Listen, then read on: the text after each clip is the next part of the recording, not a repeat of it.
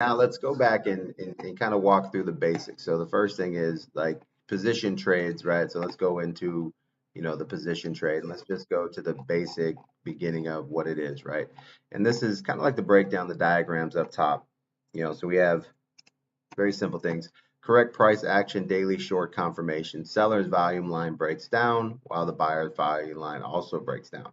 So you have the orange and the blue coming down at the same time, giving us our red moon, and that's kind of letting us know where we're getting our and this is on the daily, right? This is the daily, right? So we're looking at the highest time frame, right? The fake out, right? Let's see it correct. Boom, boom, boom.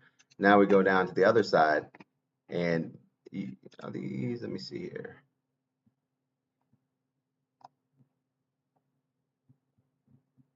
Yeah, okay. Now over here, we can see on the left side where we have a fake one, where we get our red, but see how the blue line never breaks down, but the orange starts to head back up. The incorrect price action, right? Those are the bounces, right? Those are those longs. Those are those longs that come out of nowhere and you get those big pumps. And those are the other trades inside the system, right? So first thing is like locking into a daily thing. So here, a daily position trade is the start is a daily red moon, 4-hour RSI, 2-hour RSI cross. You always do your checklist, the 1:30, 15-minute RSI, not pointing against you. And then you can add the 3-hour RSI in this as well to give yourself more confirmation. And that's pretty much it. So now we also have the day trade, right? So we slide into the day trade, right? Day trading. Simple things inside there we'll take a look at, but that's the basis of the day trade side. So let's go take a look at Solana because that's what we worked over the last day. So the first trade was we ran this big long up, you remember? And then last night we were at here. We were actually going into, remember this is literally where we left off last night. Remember here's the channel. Remember it's found its channel. Boom, boom. And yeah, it was bouncing. Yeah. And I was talking, remember we were going using the reverse button to go back and forth because I told you that both guys were right, right?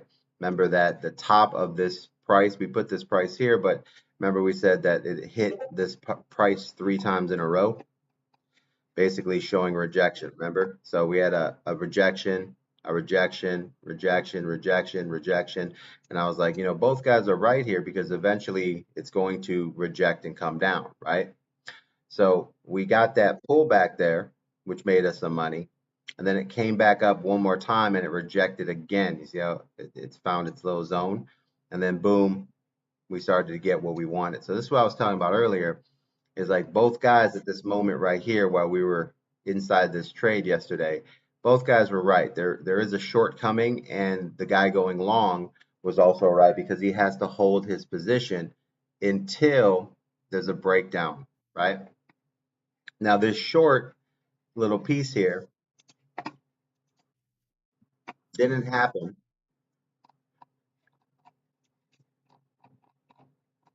until we got these short confirmations. Remember, I was talking to you yesterday that you can't even do a short unless you have a 3-minute red moon. Well, the beginning. Remember, like the basic steps: the 3-minute red moon, 3-minute red trend. So you remember all the buys and shit that was inside of here. And I told you that I can't give up the long, right? This is that other long. I can't give up that long until there is a 3-minute red moon with a 3-minute red trend, which happened here. Right? So at the end of the day, you can't even take the short until there is a short scenario, right? And the basic short scenario is a 3-minute red moon, 3-minute red trend. So this entire time that this was fighting its way up, you can't get out of this position until you get that 3-minute red moon, 3-minute red trend. So I'm going to move this pink box here. I'm gonna slide it right to that 3-minute red moon because that pretty much is the epitome of where you would be looking to get out of that trade. Okay, So that's the first sign before you get out of a long, right? Because position trades are you have lower leverage and you're holding for longer time periods, right? So the very first part of this is you can't even consider getting out of that long that was happening unless there's a 3 minute red moon red trend. And the biggest part of it is, remember I was talking about it has to have negative volume. You see? So right here, you see how the negative volume came down and then it came back up right here? That would tell you that when it rejects here, you're looking for another pull down, right? So you could play that position for that pull down, right? And it pulls down and it bounces, and then it gave us this little dump here, right? But that all happened because the 3 minute negative volume finally showed up. So just like over here, the negative volume comes in, there's a push, it comes down, right? This one's a little bit shorter, and then it makes it moves up. But on this one, while we were waiting for that short to happen, everything was showing that, it was in position for a short. But the only way to close that long position that we had was to, get a 3 minute red moon, red trend, and negative volume to finally come in and then give us this additional percents here, right? Then we ran into a long position, which literally, you can see here it goes into another channel. You see how it's consolidating? Goes into another channel here, just like it did over there. Now it's consolidating, and then it makes its move. And at this point, negative volume on the 3 minute. See how it became positive again? Now you got that push up again. So now you got another long position here that you have to stay in until what? Until you get a 3 minute moon red trend and what? Negative volume.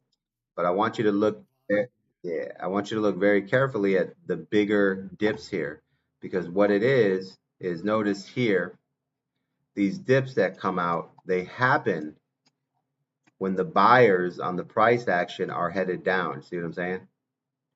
When the buyers are headed down, these are when the orange and blue are moving together, negative volume comes up and then boom, this one starts to bend down. That's our entry. That is the safest entry play right there. And being patient or whatever. I mean, it's a 1% move. Now that's more to like if you're scalping or high percentages, this is where guys have to be very, detail oriented and say to themselves like, okay, if I'm going to scalp, I have to have the blue and the orange line both breaking down and then taking that entry right there, right? So, which isn't a bad entry, ends up spiking down for about a 1% move, right? Remember, 100x, you're only looking for 50%. That's a quick scalp, right? So for us, on the other side position, we're simply looking for 3 minute red moon, red trend, negative volume, a push up, rejection, which happened here, and then we're entering here into the short, right? Now, what we're looking for, a little bit different. We're coming up here and getting a 1.5%, right? But we're working on 30x leverage, so that's only about 45%. But the biggest goal for us is what?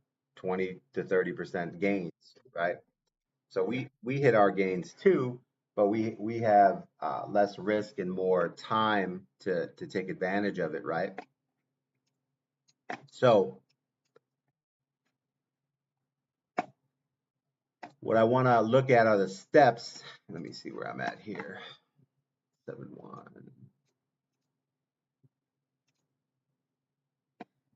And what I want to look at here are the steps, right?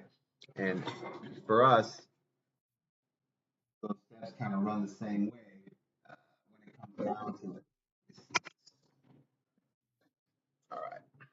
And what it basically is our red moon, red trend, negative volume, rejection. We take that short, and then boom, we're back to we're on the uptick here. As soon as the orange comes back up, we're out of this trade. And now we're just waiting for it to continue to what it's going to be, right? So I think a lot of guys, what they forget is when something first becomes a trade, right? Meaning that the very first part of a reversal, right? The first part of a reversal is going to retouch its entry point multiple times or bounce, and there's going to be a lot of there's going to be consolidation, and then last hurrahs before it decides that it's really weak, right?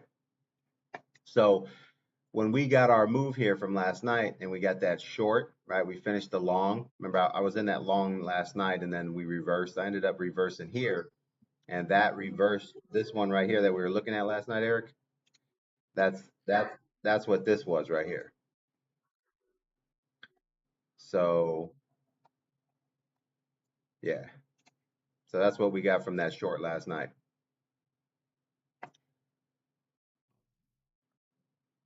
So it actually hit 150%, but I had 100, I think it was 180%. But I had my stop loss. I went to bed, but I put my take profit at 200% and I barely missed it. But that's what that short ended up being in the long run, right? So, and you got to make sure, guys. Hey, Driven, if you're in here, guys, make sure you always like have your mic muted so we don't hear you on the other side. So this right here was that short that we waited for. So remember yesterday I was telling both guys were right that there was a short coming, but they jumped too early, right? It's all about patience. We got to let everything play out. We got to let everything run through. And then once we get what we want, the negative volume on the 3 minute, then we can take advantage of the short that we know is coming. Then it goes back, it reconsolidates, has some last hurrah pushes right here, right? You see your 3 minute fighting. What I want to show you here though is, where is the right trades, right? And these are the steps. And the one that I want to focus on here is kind of like showing you guys the higher time frames for the decisions that you need to make, right? So obviously right here, this is going to be where the 3 minute showed a break in the first system, right? And I want to show you the difference here, right? So first things first, overall, you can see here that the shorts or the pullbacks that we talk about all the time come off of what? 15-minute red moons, right? So we have our 15-minute red moon here. Obviously, we had a 3-minute red moon, red trend. When the 15-minute red moon hits, that puts you in a position where you're looking short for your pullback trade, right? Now, where does it go from being a pullback trade to something different, right? It's volume. You remember Eric yesterday I was talking about negative volume on the 15.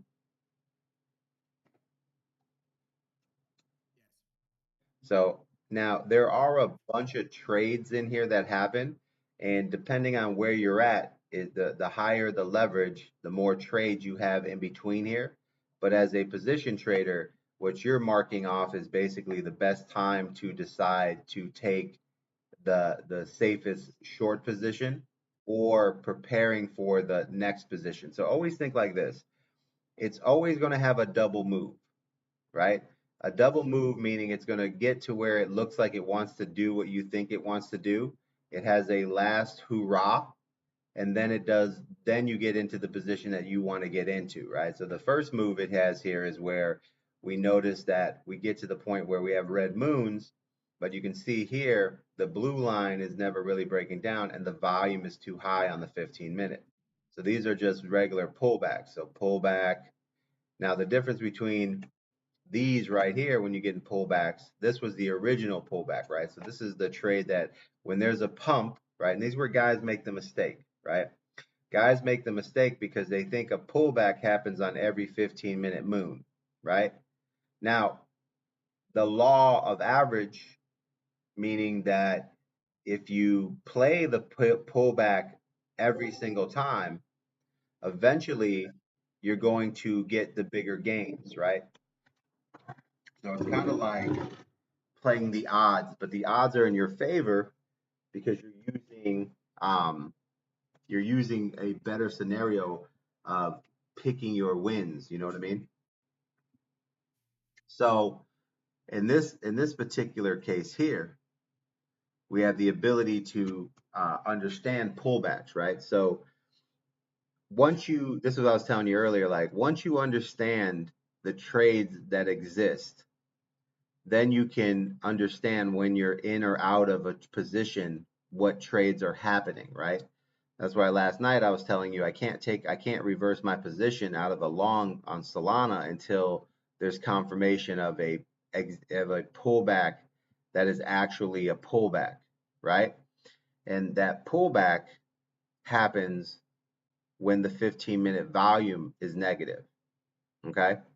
So the steps that you have to kind of take here are just safety steps when you're working your progress, right? So first things first, here's the first jump in a trade, right? Here's the first push, right? And the pullback that we look for, the very first one, the pullback trade happens after a giant push, okay? That's because naturally a trade has to breathe, right? It has to take time to reconsolidate, find a new floor or a new solid high, and then from there it creates a channel, right? Then once it finds its channel, it makes its decision if it's going to break a higher high or go into a short, okay? So this is a perfect example of looking at a trade and how it operates, right? So first things first, what is a pullback trade, right? A pullback trade happens when there's the beginning of a pump, right? Big pump comes along, then the very first 15-minute moon. Okay, so let's chart this out, man, because this is the difference in understanding what trade you're in versus what you're not in, right? And I'm gonna turn this here gray, right? Now what I want to do here is I'm gonna go back and then take a look at the 1 hour and how this pullback works, right? Is that there is a 15-minute red moon that hits when the 1 hour RSI is at the top, right? And what we're looking for is the 1 hour to break down. So do you see right here? See how that orange starts to break down right there? See that right there? That's the first pullback. You see that, Eric? So this is why detail to these volume indicators, the price action indicators, are more important than the RSIs because they override. They're faster and they're quicker. Now, for this to become a bigger dip, then I would have needed the blue to be above the orange and then coming downwards. Okay, and these are steps that you'll learn as you move forward, right? Let me do this short video here, and I'll make another video on this. But this is called the pullback trade. What's a pullback trade? Pullback trade is after the very first pump happens, you get your first 15-minute red moon. 15-minute red moon hits, 1 hour volume price action takes a breather right here, initiates the first thing we call a pullback, right? That is the 15-minute pullback, which we can see happens right here. Now, that isn't a short, that isn't a end of a long, that is simply the pullback, and the pullback happens when? After the very first pump. After that, then it is no longer a pullback trade. There are no more pullback trades because that trade has finished its push. It's the first 15-minute red moon of a push. Okay? Now, you'll hear me talk about trades that are called uh, moon resets, 15-minute moon resets, right? What's a 15-minute moon reset? Well, a 15-minute moon reset is very simple. Here we have an entry, right, which is what? A 15-minute green moon, 15-minute green trend. We have our 15-minute buy signal, right? All that hits, plus we have the most important thing, which is what? Positive volume, right? Now notice right here, since we have positive volume here, positive volume, we're above the zero line, the blue starts to head up with the orange. You see that? That is what creates the entry. So 15-minute green moon, positive volume starts to head up. We get a entry on our 15-minute green trend, right? Everything is where we're supposed to be. That is what we would consider an entry. Now, if you're day trading, right, You want to make sure that you're catching this a little bit earlier, so you'd be on a little bit quicker frame. As soon as you get that 15-minute moon, you would be recognizing the RSIs are all in your favor, and then you would be jumping this trade a little bit early. Position traders, we are confirming traders, right? We allow the 15-minute to hit, we get a buy signal, we get a trend signal, we enter here, but we also have different positions, right? So a position trader has to have confirmations, which happen here, versus uh, a scalper, which gets confirmation and should be entering on the different lower time frames, but somewhere around this part here, right? Because they need to be a little bit earlier. As soon as that blue breaks up, they need to be in that zone, right? So that's kind of like the areas that we're working with. Same, see, that's what I mean. The same entries, just different styles. Because here, the 15-minute is all going in our favor, right? And we have a nice little push up here. So we're all in that great spot there. The difference is scalpers are going to take the profits when the 15-minute starts to go against them right here, right at the top of this push. They should be done with their trade. Where us, we're going to ride this trade out because we're a position trader. Get it? So same, pretty much almost the same entry points. The difference is this should have been a sell for the scalper, and then he should be resetting for what? The 15-minute RSI to get to the bottom and then cross again. And his next entry on a scalp should be happening right here. You see? So first entry, sell. Second entry, go. Okay? Position trading, we're entering here a little bit in the same area, except we're holding this position. Okay, that's the difference as far as everything's at. Hold on a second. So that's kind of what the difference is in how we make moves, but it's still the same concepts inside of the trades, right? So you have to be aware of what we're trading. So all position trades and scalpers or anybody who's trading have the same entries on a trade. A 15-minute move. Now, what's a 15-minute reset, right? Okay. That's when the 15-minute moon has positive value. It triggers a trade. There's a trend, right? Now, what I like to do is confirmation of the trade, which is basically once the trade happens, right, and you scalp this trade, the next trade that you would get into would be actually waiting for a 15-minute moon reset, right? So this goes like this. This works for your position trades and for your scalping trades or whatever you're in. It's when the moon on the 15 and the trend are the same color, it goes into a different red moon color, right?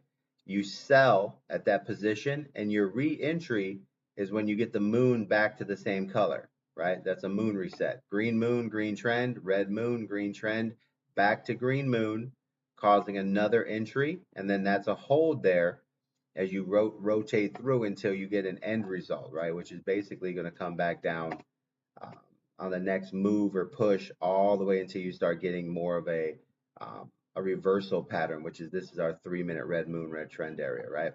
So those are the trades that you can take advantage of. As if you, let's say you miss a trade and you get to this trade and you notice that this trade already happened, you got a red moon. Well, when the next green moon hits, if the trend stays the same, you can take that buy on that next move because that's a moon reset, meaning that the moon went from one color to another back to its original, but the trend stayed the same, which would give you this next trade right here. And that trade you would run up until you actually get to your next position or your 3-minute red trend, which happened here, right? That's the end of the trade, right? When does the trade end? Trade always ends on the same thing, red moon, red trend, right? 3-minute red moon, red trend. So those are the trades inside of a trade here. Okay.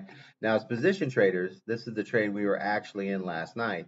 The reason why I couldn't close this trade is because I didn't have everything against me, which would have been I need a 15-minute red moon.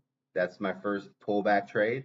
After that, when that 15-minute red moon hits, it really doesn't mean anything to me because it's not a pullback trade.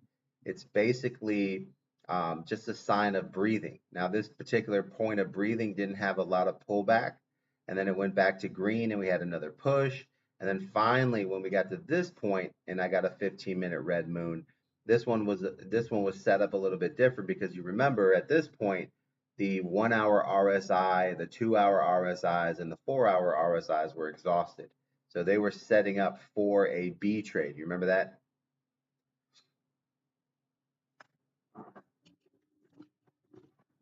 So that's kind of where we see the difference, right? So indicators mean something, but you also have to understand where the indicator is at a certain position.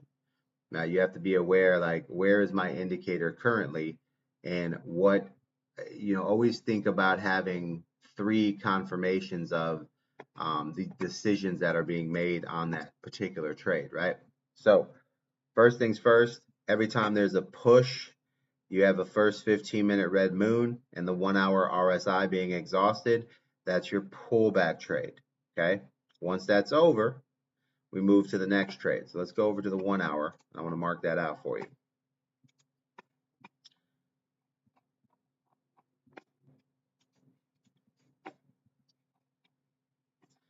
All right. So here, 1 hour.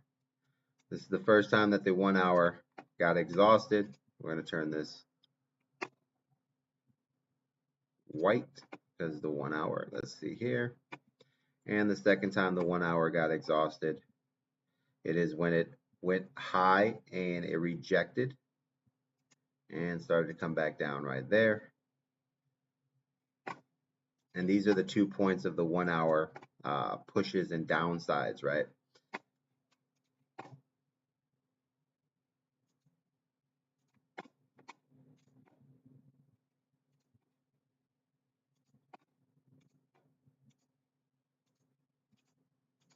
All right. First time the 1 hour breaks down, shows its last hurrah, right? Starts to break down here. Doesn't affect the price, right? Because we have a green moon, green trend here at this time. And notice the difference here, right? Even though the RSI is coming down, you have a divergence because the price action is driving it up, right? And this is literally, do you remember this, Eric, last night where I was talking about how the price action kept pushing up, so the RSI didn't matter at that moment, right? This just means that the sentiment is going against it, but the money was still in it. Remember that? So that's why we held that long that entire time until we got to a point where we had a red moon. Now we have a change of the money and we're headed downward at that moment there. That's why this is where the 1 hours were actually mattered in this scenario, because now we have a red moon, right? Now the beauty of this, once it makes a decision, right, or says that there's a position that it's taking, right? We knew we were waiting for a reversal, a short, right? And there's always two moves to everything before it actually like gives up, right? So first move here is, here's your first push up, there's a down move, second push up. Now on the downside, it's the reverse move. It's the first pullback right here, push back, then it pushes up, and then boom, your second move is the one we're looking for. And how we can tell where we're at is the volume, right? Once the 1 hour kicks in here, now we know that we're serious about a pullback. Now what we need to do is we need the blue to actually come with us, and we need our RSIs to line up, right? And this is normally waiting for the 1 hour RSI to bounce, and then when it decides to make its move down, this is where we would start trapping for the position as far as like shorting a position. And then once that short was over there, we get out of our short, we let it push up again, and then that's what I'm actually waiting on now, is I'm waiting for the 1 hour to um, push through on the up or get rejected, and then I'm reversing into another short, right? Depending on how the RSIs end up once this 1 hour finishes its position. So this is what I want you to kind of watch as you go through there. Keep a very simple philosophy, right? First philosophy is, once there's an original pump, there is a pullback trade, which is initiated on the first 15-minute red moon. After that, there is the move, the second move up, right? Once you get that second move up, so first move, you have the first 15-minute pullback. The second one is when you get another good sized pullback, which happens here. That right there is basically letting you know that you're now going into a reversal, okay? So after that first pullback, you get a second pullback here, which was the 1 hour red moon. So the pullback is the 15-minute red moon. The 1 hour reversal starts with the 1 hour red moon, which we got here. Now, once it, hits that reversal move, it has a push up. It's always on the second move. First move, and now the next move is the one we want to catch. So this is why you don't want to jump when you're a position trader. You don't want to jump in early on moves that are happening, because your job, part of being a position trader, is that you're waiting for confirmations, and then you're learning how to enter the confirmation, and put yourselves in a position where you're set up for the longer trade, right? You're not interested for the in-between trades. You're looking for the longer trades. So the steps basically come down to understanding. Like yesterday, you were saying, I need my steps, right? And that's kind of made me, I want to drive home on this when we're teaching now more about understanding your steps or how you look at something so that you can determine the trades that you're making, etc. And that'll basically drive the decisions you make a lot smoother, right? So first trade, 15-minute pullback, 15-minute red moon, boom. Second pullback, 1 hour red moon. Doesn't mean it's a short, just means it's the beginning of the short. What makes the short happen is when the volume and price action decide to come down with the 1 hour RSI, which is this point right here, right? Now, once that's over with, volume decides to reject off the bottom, and now it's fighting its hoorah area here, but it's reconsolidating, which could give us another push up based on our RSIs, right? So currently we have the 1 hour going up, right? And so how am I trading this position trade, right? So I'm trading this position trade on the daily trend, right? So the daily trend lets me know that right now we're currently still pushing up on the daily trend because it hasn't crossed yet, meaning that the overall position of this is a long. Secondly, the other thing that I'm looking at here is that I don't have a daily red trend at all. I'm still daily green. So then I move to my 4 hour, because the 4 hour is more about what I'm trying to trade as a position trader over the next period of, you know, 24 to 48 hours, right? So every time frame has a 3x on it, right? So it's worth three. It's like having a vision into the next 3 times. So if I'm looking at a daily, that could be 3 days. So this daily here that's at the top, this daily could take 3 days before it crosses over. And during those 3 days, we're going to have a shitload of trades inside of that, which would be the 4 hour. Now, a 4 hour, there is 8 or 3 4 hour candles inside of every daily, right? So we have 3, 6, 9 4 hour runs here, right? So something like cut that in half and say there's going to be 4.5 trades inside of here before we get to a daily. Okay, so now first thing I'm going to do here is I'm looking at my position side. I do have a sell here. Now what did I just explain to you? That's the thing that we look for. So Eric, what did I tell you I told you a key thing to look for as a position trader? You're always looking for this to happen, and then you're getting in. What's the one thing I was talking about?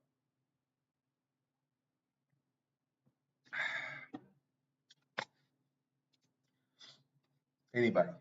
Anybody understand what I was talking about? What did I say that happens on every trade that we look for?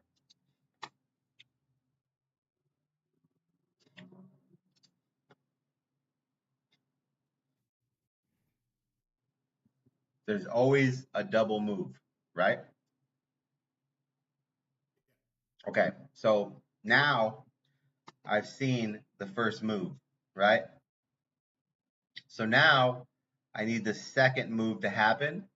And then after the second move, that's probably when the daily is going to be more in the favor of a bigger short. You understand what I'm saying? So think about this, right?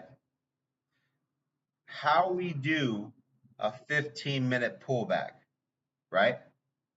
That's based on the very first 15-minute red moon, right? Now, In a positional trading position, we look for the first, not the 15-minute, right? We look for the first 3-hour red moon to what we consider the position pullback. See the difference? When you're using 50% leverage or 100%, like more of the 75 to 100% leverage, your very first pullback happens on the 15-minute, right? When we're using 30% leverage and 20 to 30% leverage, our pullback is the 3-hour moon. That's when we can close out our original trade. All right? You understand what I'm saying? So now, just like on the 15-minute, there's a double move, right? On the 3-hour, there's a double move.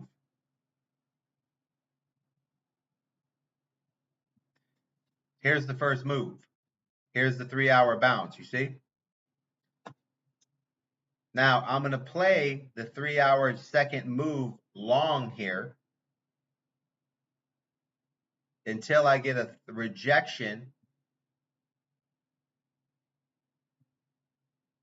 and the second move comes in, right? So let's go look at how the 15-minute played out, right?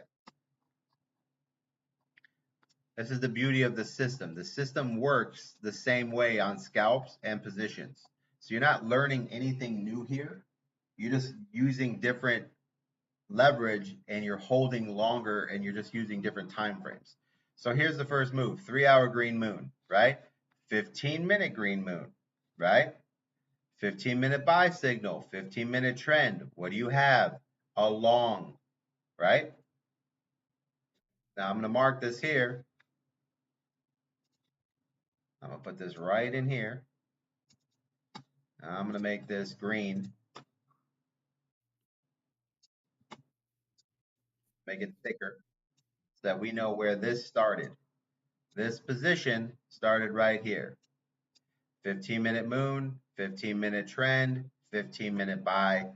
What else? Positive value, right? This is the beginning of the long, okay?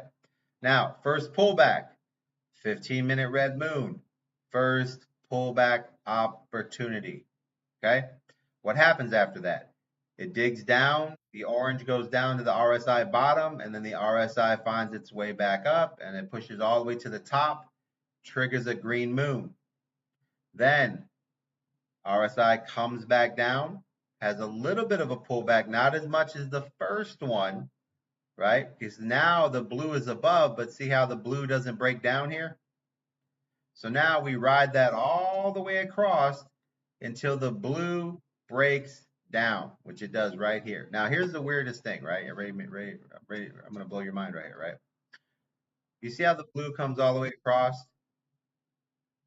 and it finally breaks down right here, right? Now, a lot of times you'd be saying to yourself, well, man, that's great because now it's actually turning into a green moon, right? But because of that price action breaking down there, right, breaks down, and the money is also breaking down, even though it's a green moon, what happens here?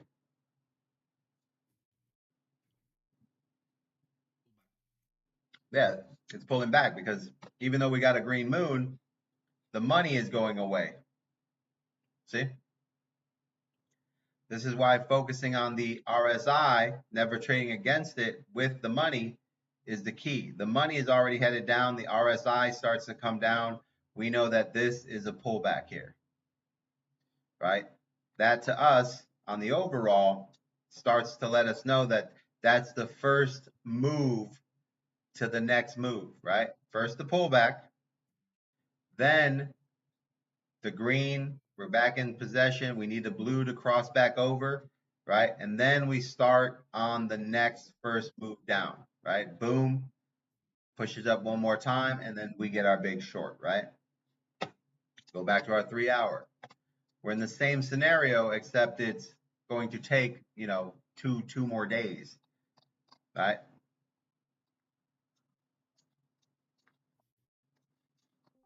So first part is we need the pullback. What did we get? 3 hour moon, pullback. What's the next phase? This needs to push up, go into a green moon, needs to get more space here. Once it gets its space, it grows and gives us some room here. All right, that's what we're looking for. We're looking for the next move down. Now this could go green. This could end up pushing a little more, right? What have you. It all depends on where the money runs out, right? We don't know where that's going to happen right now. But right now, we're playing the first move down, which we took advantage of, right? And let's walk through this long, right? This trade all started here, right? This is the 15-minute positive value. See what I'm saying? So this trade happened here, right? But as a position trader, right? So this is regular day trading. This is where we would have got in. This was also the regular scalping. This is where we would have got in, right? But notice when you back up and you look at the bigger picture,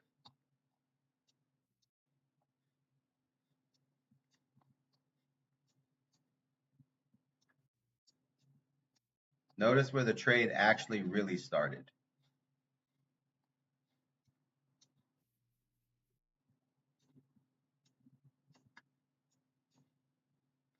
The trade really starts when there's a 3 hour green moon, when there's positive volume. See that? This is the real trade here.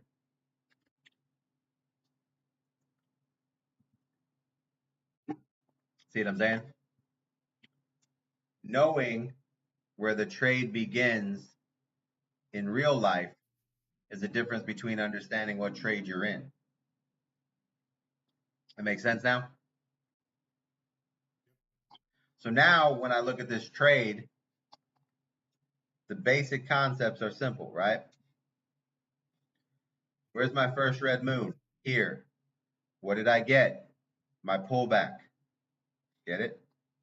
Here's my first pullback. Now, green moon comes in. Boom. What do I get? I get my big run. Now, what is the run? Green moon, green trend. We're back in. Now we get that second big push, right? Now we get the red moon comes in. So this actually isn't the first pullback. This is the second one. Get it? Do you understand now? So the system that you have to maintain in your head, right, that you want to write down is that there's always a pullback. Okay? Whether it's on the 15-minute, if you're scalping or day trading, or on the 3 hour in a position trade, there's always a pullback.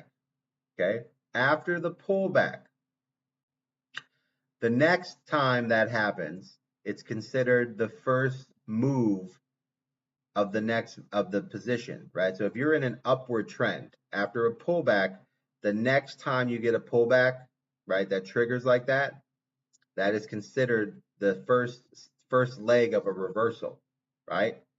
And we know that we enter on the second leg, right? So you'll hear people say, wait for the retest, right? They'll say, you ever hear people, if you ever listen to YouTube or listen to all the traders and people trying to teach trading, they're always saying that I like to enter on a retest, right? Basically what that is, I don't think they really understand what they're saying, but what they're doing is they're waiting for a retest of a push, right? They don't enter on the first one or they don't chase the candle.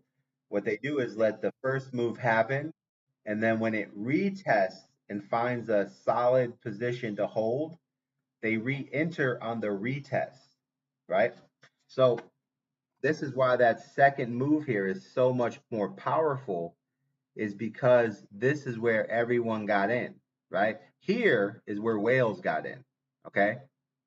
Whales or market makers create the market, and they start the market by entering in these zones here, which is basically what we call a floor, right? So just like on this move here, right?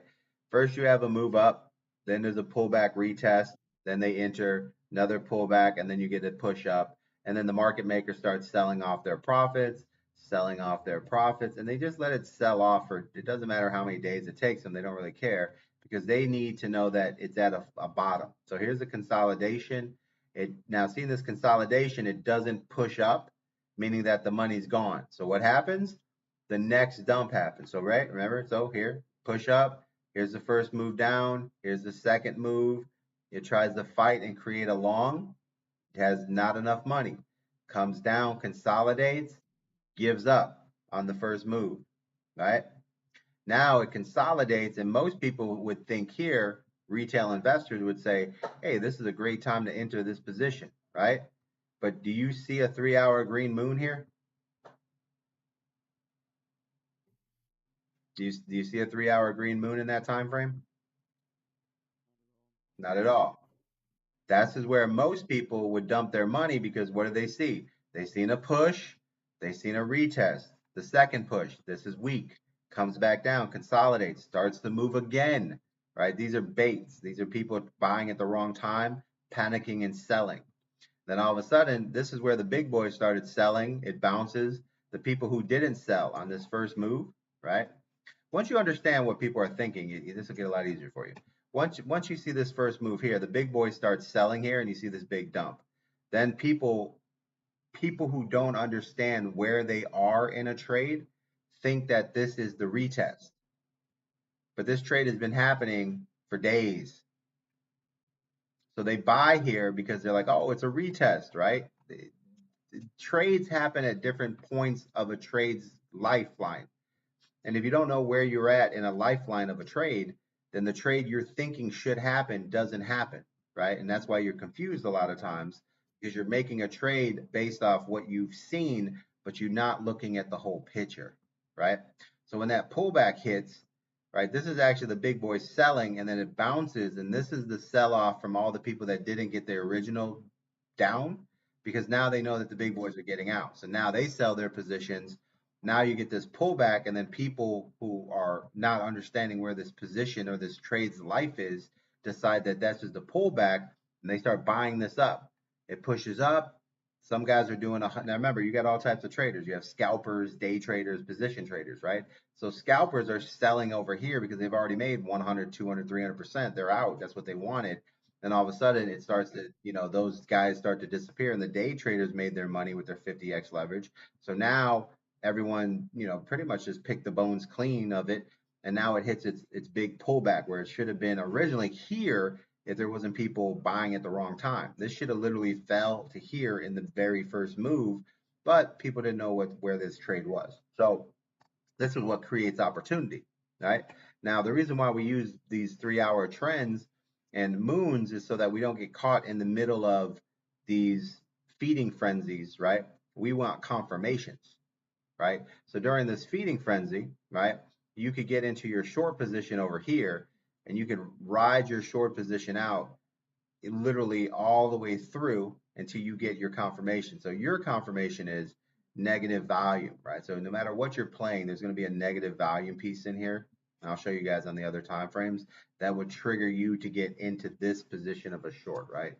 And I'm going to mark this right here.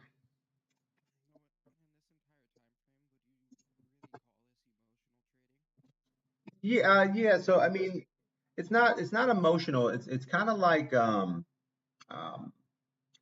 it's just not understanding where the lifeline of the trade is, right? Like, this trade is a lot of times if you're not pulling out and looking, at the whole trade, you're missing on where the trade is, right? If you're just looking in this section here, you think that this section is this section. You don't realize that people already took it from 19 cents to 24. Right? This already happened. I mean, on a normal day, this position here means that this coin went up 30%.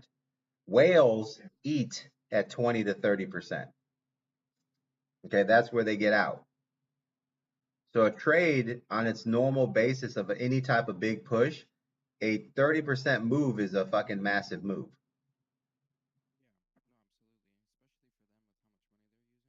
Right. Right. Yeah. I mean, you're talking mills. So they're all working together here. They know that. So the problem with the trading now is that there's so many retail investors involved is that they're fucking up the Fibonacci's. Right. Most of the time, you could, if you were trading years ago before the retail investors got in, is that you knew that you'd sell on certain Fibonacci's, and that's just how it was. And then everyone would basically be patient, and when those Fibonacci's hit, they would take their positions, and that was it. And retail investors came in and were like, oh, you know what? Everyone's going to sell on the 7 8 or 6 or whatever, right? So they started selling before the 7 8 6 because they were like, oh, I'm going to sell before that way I get max value, right? And all they did was started bringing down profits, right? So when the whales are operating, they're not actually caught in that position because they're the ones who created the move. So they're in way before the retail investors. So they don't get caught up in the guys who are fucking it up on the way up or down where there's all these little crazy ass candles because they're waiting for one particular point and it's not the same as a retail investor. Completely different. Right? But in here, you've got all the people selling too early, buying too late. It's just it's a fucking mess, right? Which causes this chaos here, right? For us, it, position trading is just a way to kind of avoid the chaos and put us in positions where we stay on the safety zones of things, right? So one safety zone is working your 3 hour, right? 3 hour moon. And then once you get to the point where you see the 3 hour trend start to break down right here, right? Go negative, right? You notice here, notice how you get the orange below the 4 line. It's fighting it, it fights it, and eventually on this leg here, it doesn't even get close to it. Then that would be where you would be taking this short position here in this position trade, and you'd be working that particular time frame, and you'd work it until you get some type of trigger that throws you somewhere else. But it's a solid 4% move. Half of that move is 4%. So you're looking, if you're doing 30, it's 120% gains here, right? And normally, anytime you're entering on a 3, you want to get out on the 2 hour. You know what I mean? And we'll come back and look at this. We'll come back and look at this trade here. I just wanted to kind of like blew it out so I could come back to this section. But this is just an example of we don't get caught in this mess here. Though this is a shitload of this is great day trading or scalping. Man, you can make a killing in here scalping. But for the guys who are position trading, you have to have steps that you're just locking into what you're going for that ride, right? So you're pushing longer scenarios, right? So that's kind of what it is. Here, once we get a 3 hour red moon, meaning that we got our reversal coming, right? We allow it to play itself out, does what it has to do, and eventually the volume gets negative, and that's where we want to be. More than likely, we want to work the 1 hour negative volume, which would put us up here somewhere. So in reality, we would have been somewhere there, but we'll take a look at that later. But this is just an overall like something that you can put in your head that's really simple to understand. 3 hour red moon, negative volume. There's your entry, 4% move. Right. No, no, on this one, this would be our A trade. Your B trade is right here.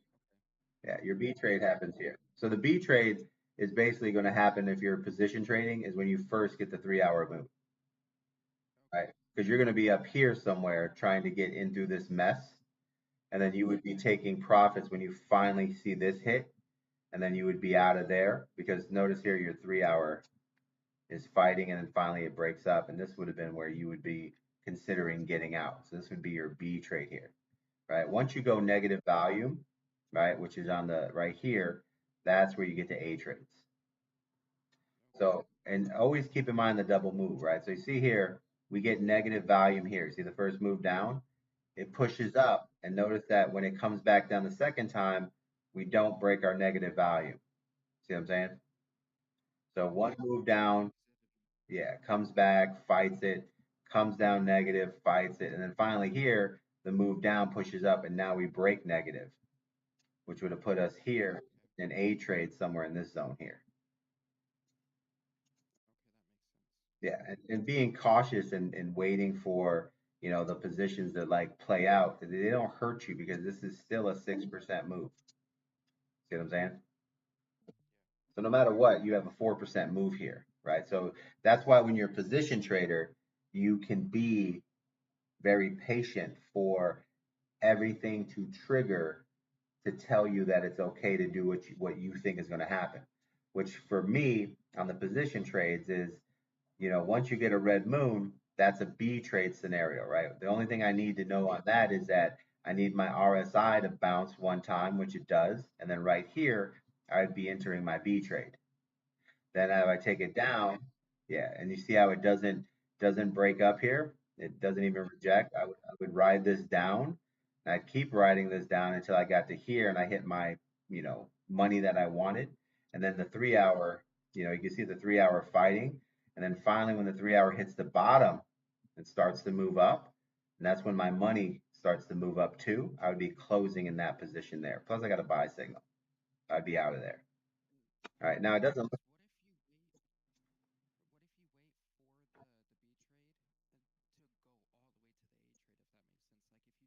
Yeah, you can hold your position. Yeah. You can hold your position through that all the time. Yeah, the only difference is I'm gonna show you right now is that okay, when you ride the B trade, right, and we rock it down, it hits a position right here where you should have took profits on this move here when that 3 hour got to the bottom, right? In the you can see here the volume is curling, and this is remember two moves, right? So boom, we break down. Here's the first move. Boom, here's the second. This is the closing of your trade. Okay, let's say you hang in there. Right now, it doesn't look like a lot, but I'm gonna show you. If you hit there and you get out of that trade, right, from there to here to this top of this spike is what? 4%.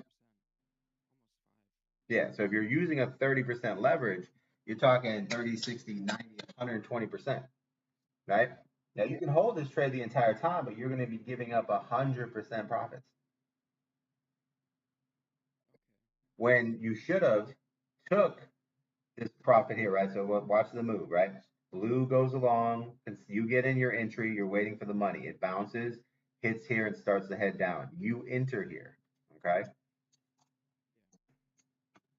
So your entry would be somewhere off of here. So let's just come to the bottom, like the top of this area here. Now this would be the greatest entry in the world, but we're gonna say that you got in somewhere here, okay?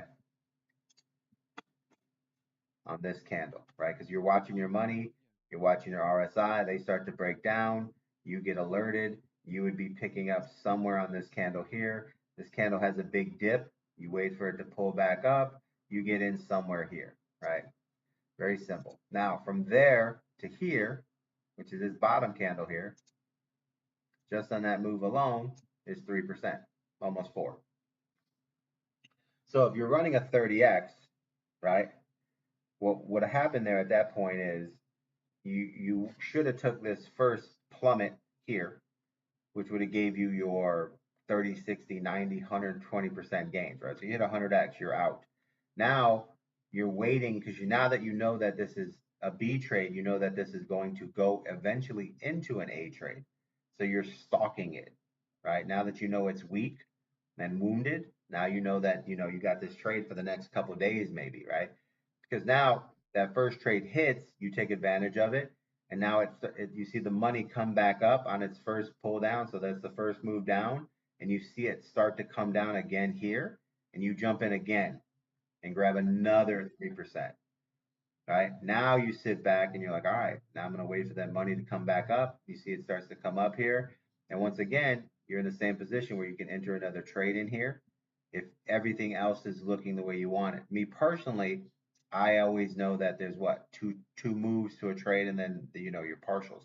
So what I would be doing here, and this is where you got to get a little better and a little more understanding of where you're at in your trade, right? So for instance, we had our first leg pullback.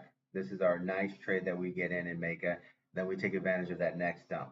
Now we're sitting back, and what we have to really do here is we need, now that the blue line is going flat, we need to ride the blue line out until it starts to move down again, which happens here, which gives us another trade here. You see? So now we get another trade. Now, if you take that trade, you're great. If you wait It's fine too because you see it come down another 3, 4%. Let's say that you don't take that trade because you've already took your two trades. See what I'm saying? Start thinking to yourself, two trades is great. So here's your two trades, and now what you're waiting for is some type of negative volume, right? Some type of movement to what you want, which comes down to here again, right? So boom, volume hits, comes up, doesn't go negative here, comes up, and then right here is the reason why you would take this trade. So this trade here is your normal pullback. Blue and orange cross, you take that trade. Then boom, it bounces and starts to give up. You take that second leg. Now you need a catalyst for the next trade. And what is that? That's when the blue comes along and finally starts to come down again with the orange and your negative volume. So now you're finally negative volume. What I like to do here is when you get a negative volume side, right? So if you catch this trade, you're doing a great job because you're hunting it down. You see the blue and orange start to bend here, and you catch this trade in here. Now you don't have to catch all of this trade. You just need to catch a little bit of that trade, and you're getting your 30%. Remember, the goal is to knock out 30%. A lot of times we have bigger wins, but that doesn't matter. The goal is to be always moving your stop loss and always taking your percentages. Okay. That's kind of like the key to what that is. So even though these trades here gave 120%, 120%, the goal is only 30. Like don't lose track of the system, right? We're playing small ball here. We need bases, hits, we need singles, right? This is a single. Yeah, those we don't even count those. The goal is this 30% a trade. You got to kind of put that in your head like, yo, my goal is to make 30% a trade, 30% a trade, 30% a trade. That's it, right? When you see 120, you just say, man, that was a damn good trade. You move the fuck on. 30% of trade, right? So now you see your blue start to bend down. You catch this last little piece here because this looks like it wants to give up here, right? But it goes negative and it bounces. So now you're out the trade because you're bouncing up and now you sit back. Here it goes breaking up again, starts to make its move down. This looks like it's going to do another move down. Let's say you take that trade. This is going to give you another 30% here. You're not in a bad position.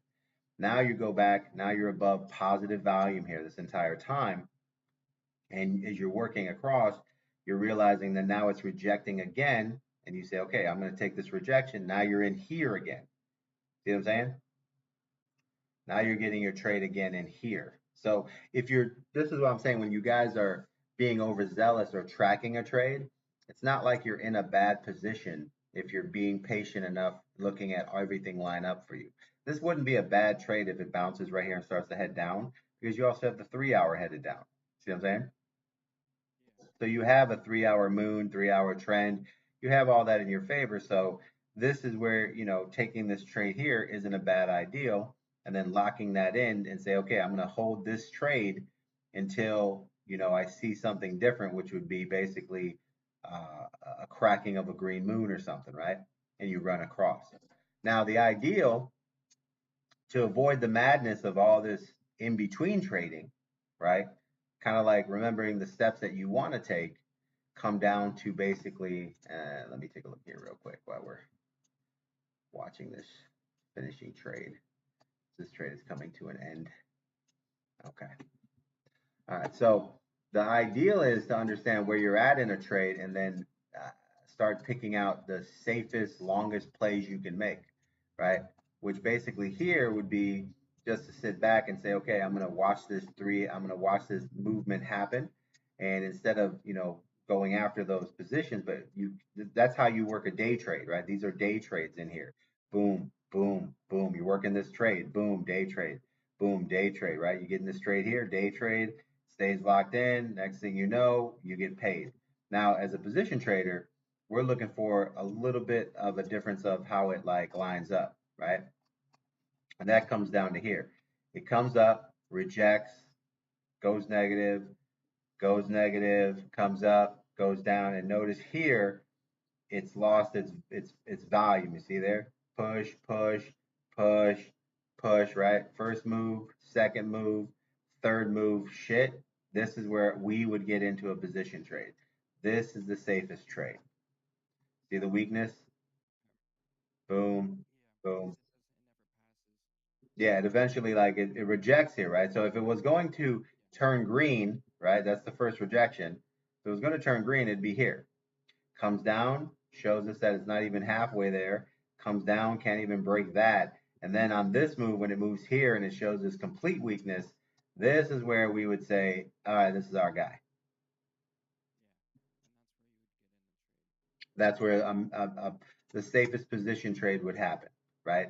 There's no shame in the game if you're waiting for that to happen. But you can see that during that ride, as long as you're watching your money, you can take each money move, you know what I mean, and take advantage of it. Like here, the money moved down, first trade, second trade, third trade. And there's nothing wrong with getting in these trades because you think it's going to be the trade that happens, right? Because you get there and it's like, oh shit, one more bounce. Okay, let's do it again. All right. Okay, fuck, I got a great trade, right? Because this trade here would have put you in somewhere in this position up here, right? So you would have made a nice little, a big profit there. So what you have to, this is why we have the 10 trade review, right?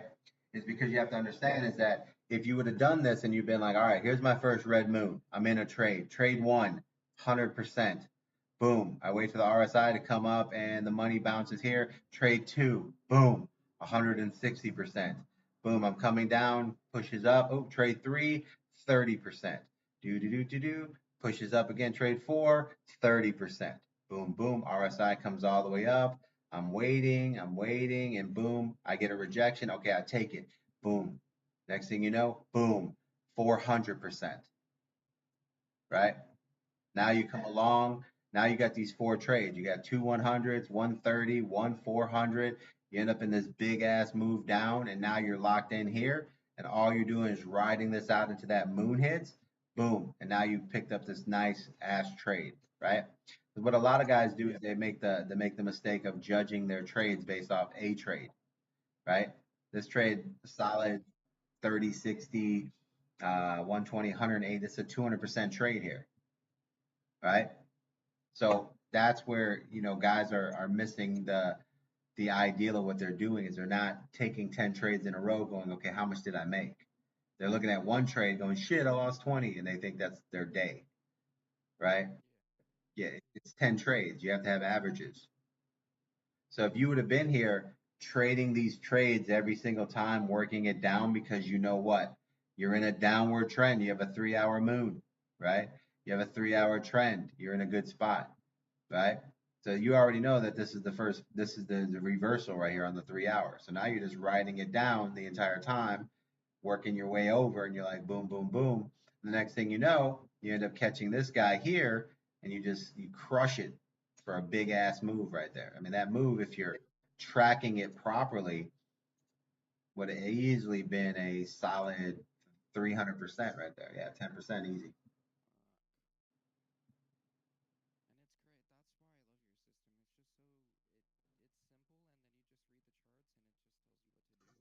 Yeah. And that's what I'm saying. Like once you do, if what happens is guys find a trade, get into or jump too early, or and then it like goes a different direction on them, and then they like give up on that trade, and then the trade does what they thought was going to happen, right? Instead of learning, instead of learning like, oh, you know what? Next time I'm not going to take that first move. I'm going to take that second move.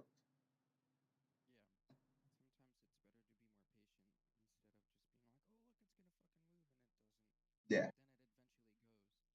Yeah, and this the easiest way to do it is like this. Here's your 3 hour move, right? Trend is at the bottom. You let the trend come up, you enter this move here, right? Doing the RSIs. Here's your RSI move. You get here. Next thing you know, you got paid. Now you wait for the next move to break above the 20 line. Goes along. Something here breaks above the 20. You get another trade, and boom, you get another 30%. Now it goes all the way up. Starts to break down. You know what I mean? I like for it to get below the 80s or kind of like show weakness there. But even if you took that trade, let's say you lost 10% on that trade, right? So you have the first trade, you made your 30 to 60% right here. Second trade, 30 to 60%. You lose 10 here. Whatever, you're up 60. Now you're down, now you're up 50. Then the trade goes through and you take this RSI trade here. Next thing you know, you're holding and boom, boom, boom, and then this fucking pays off, right? So there's the three solid trades. That trade jumps for 7%, what were we, 150% right there? So at the end of the day, you ended up with 200% tracking this trade over October 4th all the way down to October 11th. So here's your 6 days or whatever, 7 days, and you've got a 200% win in 7 days, right? Your goal is to try to get 50 to 60% on your trades, right? You want to double your money every month. All right, so that's when you're mastering and you're getting your double up every week. Right, there's a double up in 7 days. That's a pretty good trade. See, what I think what happens to guys is they make the first trade in, or they'll get into this trade here, and it'll go, oh, shit, I lost 20%. And all of a sudden, instead of taking the next trade, they let it go, and then it does that shit, and they're like, damn, I knew I was right. And then they're like, all right, I'm getting in this trade, and it goes down and jumps up on them, and they're like, fuck, and then they don't take this trade. You know what I mean?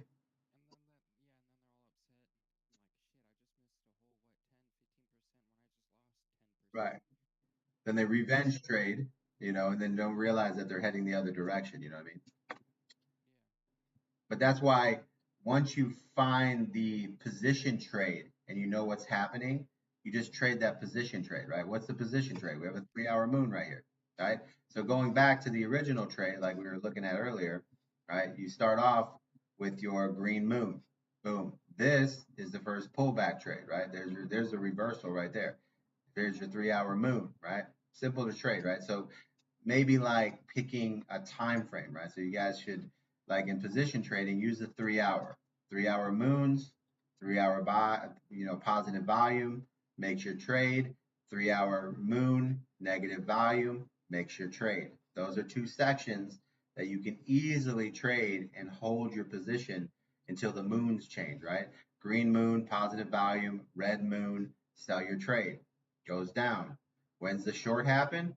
When the red moon has negative volume, there's your short. Now, does this become a long again? If it goes back to green, right? So, yeah. Now you go down here, the different scenario comes in. You get the red moon, red negative volume, you get a short, 7% move, right? Now you move on. What do you have? Green moon. What do you have? Positive volume, right? Where do you get positive volume? Right here, you see it go up, see the positive volume go away, and then boom, it comes up here. All right. Well, we just talked about this. What happened right here?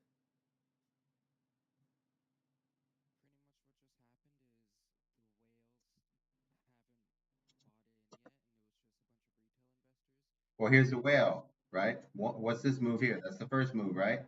I just told you guys that. Wait, as soon as you see the first move, what has to happen? We get in on the second move. Where does everyone get in? On the retest. Get it? Where's the first pullback? Right? Here's your 3 hour pullback. Boom. Here's your first move. Here's your first pullback. Right? What happens here? The thing that didn't happen here. Yeah. Yeah. So the first pullback here on this red moon here ended up being a full pullback because there wasn't enough money to continue. So when it had its bounce, which is right here, here's the pullback, here's the bounce.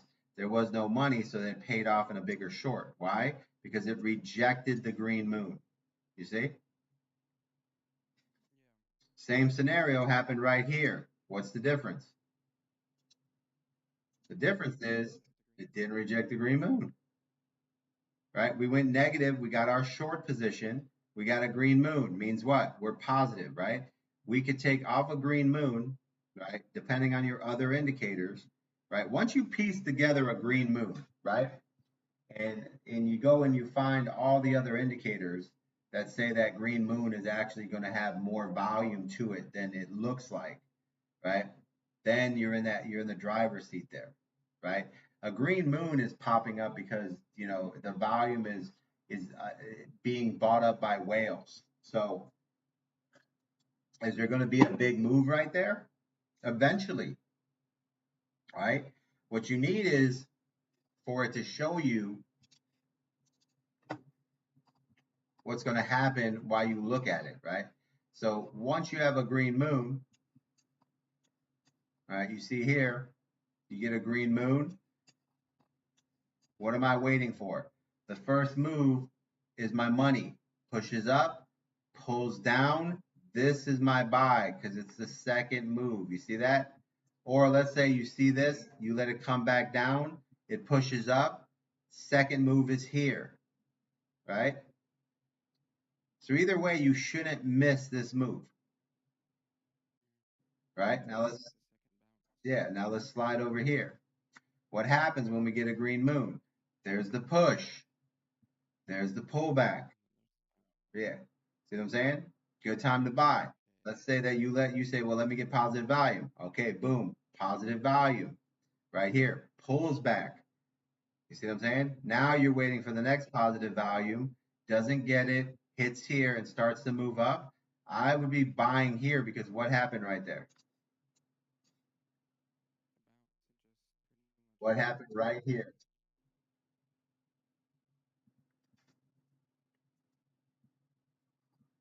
What happened right here?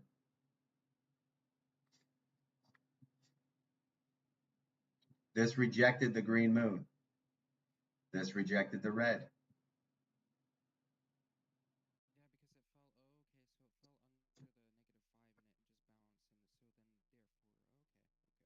Get it? See, I'm looking for the rejections, right? That's kind of like the fail safe of it. If you want a signal, you can be like, all right, if I miss the pullback or I don't know where the second move is, right? Then if I get a rejection, that's probably a good indicator. Here, we didn't get that second push on that long because we rejected the moon. Here, we're in a short, we get a moon for the bounce. We don't continue the short. Why? Because we rejected the red moon. Then we get positive volume and we're buying here. Now we're riding this up. Now, once the red moon comes in, we're out of our trade, right?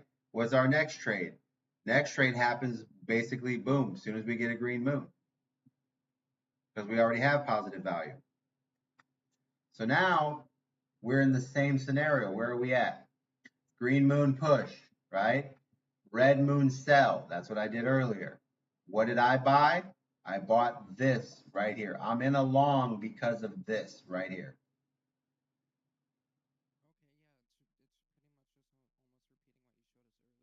Right.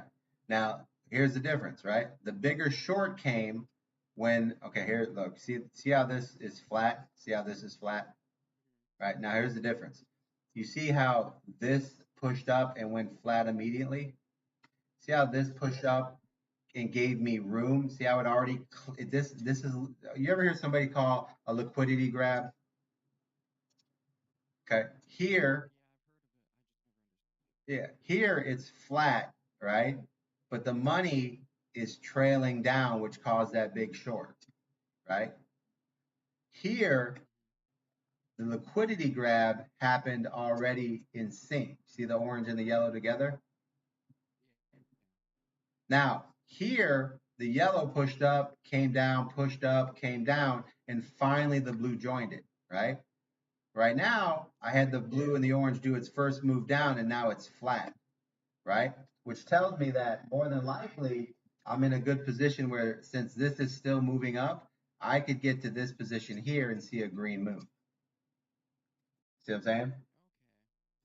Now, what I'm playing is I'm playing the push up here I'm hunting it right now, right? I'm hunting to see when if this rejects, then I'm going right into a short. As soon as this rejects, right, which I haven't had, you see how it's straight here? Haven't had a rejection yet, and notice that the volume is still climbing, you see? So right now, I'm in a good spot for myself on a long because this has actually gone up and down quite a few different times. All right. So what I have to decide here is now that I'm in this entry point here. Earlier we were up to this point here. We got up to 2909. Remember that? Now what I should have done was I should have normally if I'm not like teaching or whatever, I'm tracking this out. When that push came right there, I would have sold 75% of my position on that push. And then when it came back down, I would have re-entered down here. I would be re-entering here, right? So for instance, in this position zone here, This is where I would be putting the money that I originally sold in here. So that percentages right there would actually disappear because when at the 200, I would have sold at this peak here, and then I would have re-entered here, which basically would have took this and turned that into where I would be positive like 15%. Because I know right now I'm in the middle of a consolidation, right? Which means that every time there's a push, there's a pullback, right? And I got to keep tracking this push and pullback until it makes a decision, which it hasn't made yet. But I'm on the side of this. But every time there's a push, I'm going to sell. So I'm watching it now. Earlier, I should have went in and sold it out and then put profits back in. But right now, what I'm going to do is I'm going to watch this again. If this spikes again, you know what I mean? I'm going to sell again, and then I'm going to back when it pulls back down because I'm playing the push up. I'm playing this move up, right? And the reason why I'm playing that move up is if I look at the overall, my 3 hour is starting to go up, right? My 4 hour is starting to go up. Yeah. My 2 hour is slowly building value, right? My 1 hour, which is kind of like the greatest way to look at everything, is my 1 hour is fighting right above positive value. You see that? Now it's slowly getting weak though, you see? So on the next push or whatever we get out of this 1 hour here, I'm probably going to take profits and look for a reversal, but we're going to let these RSIs play out. So right now we're just playing the RSIs to our position because the 1 hour still has room to go up. The 30-minute, this is where we're seeing the pullback here is the 30 minutes fighting the 1 hour, right? But we're still a green moon here. So we're in the middle, we're just literally in the dead man's land. You know what I'm saying? But position trading, which is what I want to look into, is I'm playing a position here, right? So overall, on my daily, I'm eventually going to go short here, right? So eventually, once this gets to the point of the next day or so, I'm going to go look for a bigger short here for when this comes down. So in the meantime, I'm going to be playing my 4 hours, right? I need my 4 hour to grow. I need the movement. So far, volume is flat. I go to my 2 hour. So far, volume is flat here. And more importantly, the short that's going to happen on Solana hasn't happened yet because notice here, we haven't had any negative volume here yet. See, this is the short we want, and this is what it looks like.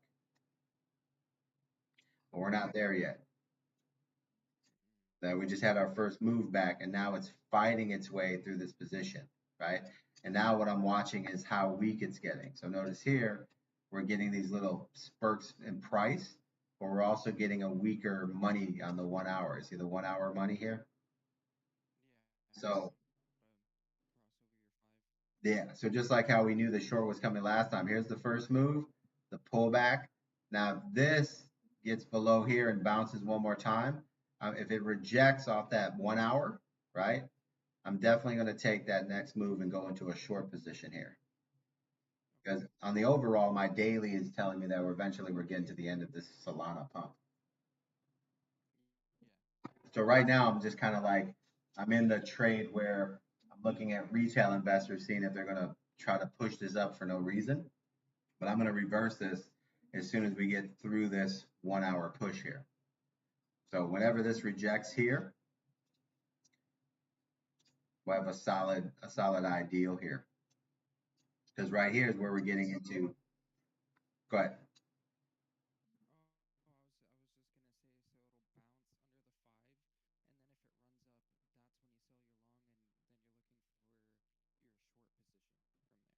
Yeah, because right now, see, we have a 3 moon trend, red trend. Everything is going into a short position here. You see what I'm saying? These are like the last hurrahs of this. Kind of what we're getting to, last hoorah.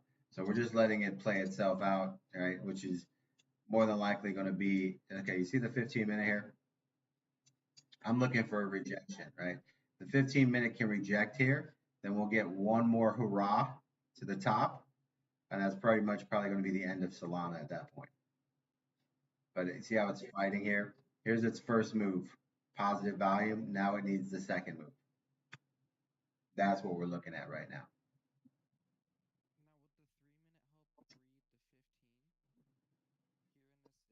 Yeah, the 3 minutes, so the 3 minute kind of gives you an idea of what's coming down the road. And you can see here, the 3 minute is basically, we should have a red moon, red trend, right? Red moon, red trend, right? Right here, if you're in a long, if we would have been in this trade a lot earlier, which we were earlier, we sold out of it. Now I'm just kind of like finishing the hurrah. But the 3 minute red moon, red trend would have gave us a selling point in this area here, right? So let's see where this trade is. So 3 minute red moon, red trend, you'd be in a short here, or at least at 28.81, you'd be saying to yourself, okay, negative volume. This is probably the short area that would be the position that we want to take, right?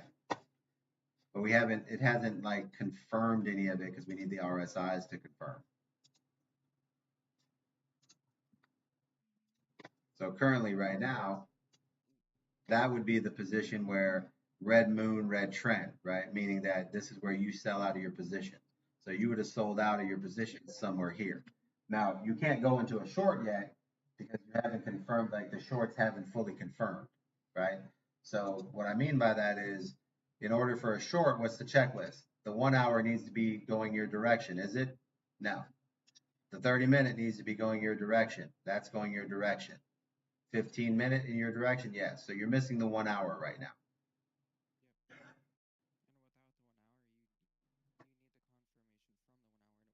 Yep. Yep.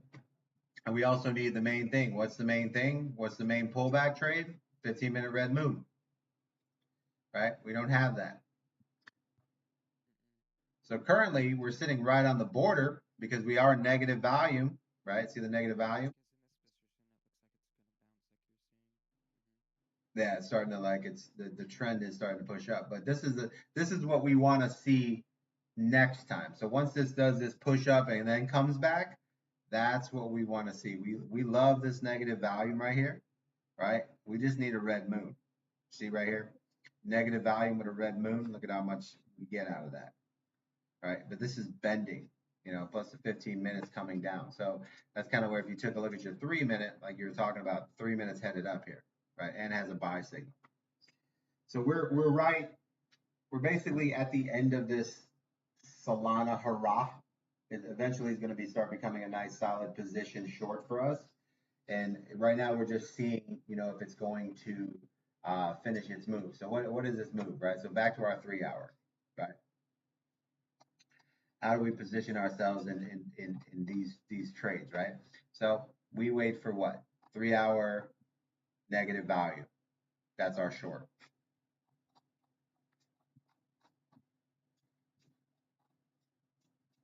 So that's why when you look at trades and where you're at, you got to remember where you're at in a trade. So my short, which is this one right here, is when the 3 hour red moon has negative value and I take advantage of it. You see what I'm saying? Right now, I have my 3 hour pullback trade that happened, and now I have my 3 hour first move, right? What's the first move? The first move is its first pullback move to go down, and now I'm waiting for the second one, right? Which means eventually I'm going to need this 3 hour to start heading down. In order for that to happen, I need to have my 2 hour headed down, right? Which is, it looks like it's bending, it's getting ready. You see what I'm saying? But most importantly, I need my 1 hour, right? Which hasn't really like decided. But on the overall, when we look at it on the whole, looks like Solana's ready to go into its second pull down, right? You see, so here you go. Solana comes down, pushes up. Looks like that 29.14 is probably the most it's going to do. And now it's going to come into its short. So we're going to get into a short into Solana coming off this number here, right? So to prep that or to look at it, we already have a red moon, red trend, right? We're just waiting for that second move on there. So for us, we need negative volume on the 3 minutes. So if this 3 minute rejects, that'll be a good sign of a short.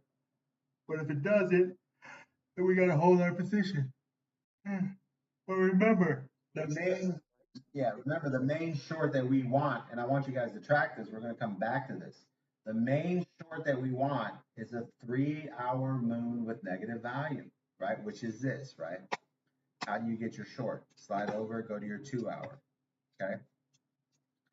What we want is a 2 hour moon with 2 hour negative value. That's our trigger. All right, that's in one of the videos when I'm talking about your easiest short, right?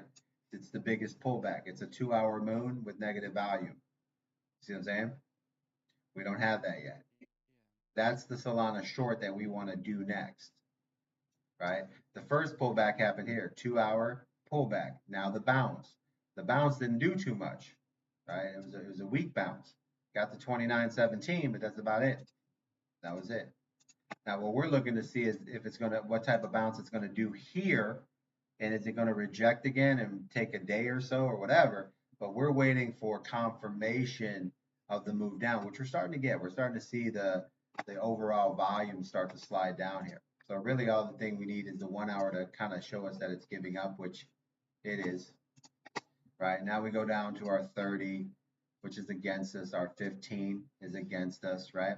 And all we need is to be looking for a 15-minute red moon, right? Notice here,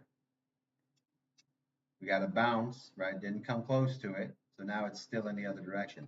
But this is why I like shorts better, because shorts are a lot stronger on their moves, where longs you have to be hella patient.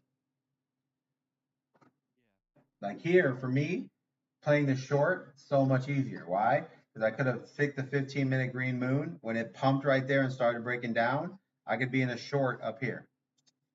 Like I could already be in this short right there, right? Or here, right? But instead, I'm checking a bounce right here. This is the second bounce play, which puts me in a tough situation. But see here, now the 15 minutes rejecting. Now, a lot of guys that were saying, okay, on this move here, are we in a bad position looking for the short here? Nah. If you're in a position here and you feel like you're in a bad position, you can hit this little reverse button, claim that, get yourself a reverse move in, easy peasy, because you're end of your long. But this is going to be a short here. We've already played longs. Now you can see here the 15-minute, the volume is having problems breaking the positive zone, right? But you're going to see a push here because the 15-minute gets to the bottom. You're going to see a little push here. Now for us, the main trade, right, is simply waiting for the negative volume on the 2 hour. That's it. That's the easiest trade to do, right? Where do we start? Remember, we always start best trade, 1 hour negative volume. I mean, you take a look at the 1 hour, notice that we're not even there. See what I'm saying? But we're getting there. As soon as this can get below this 4 line, we're in a good position for a short.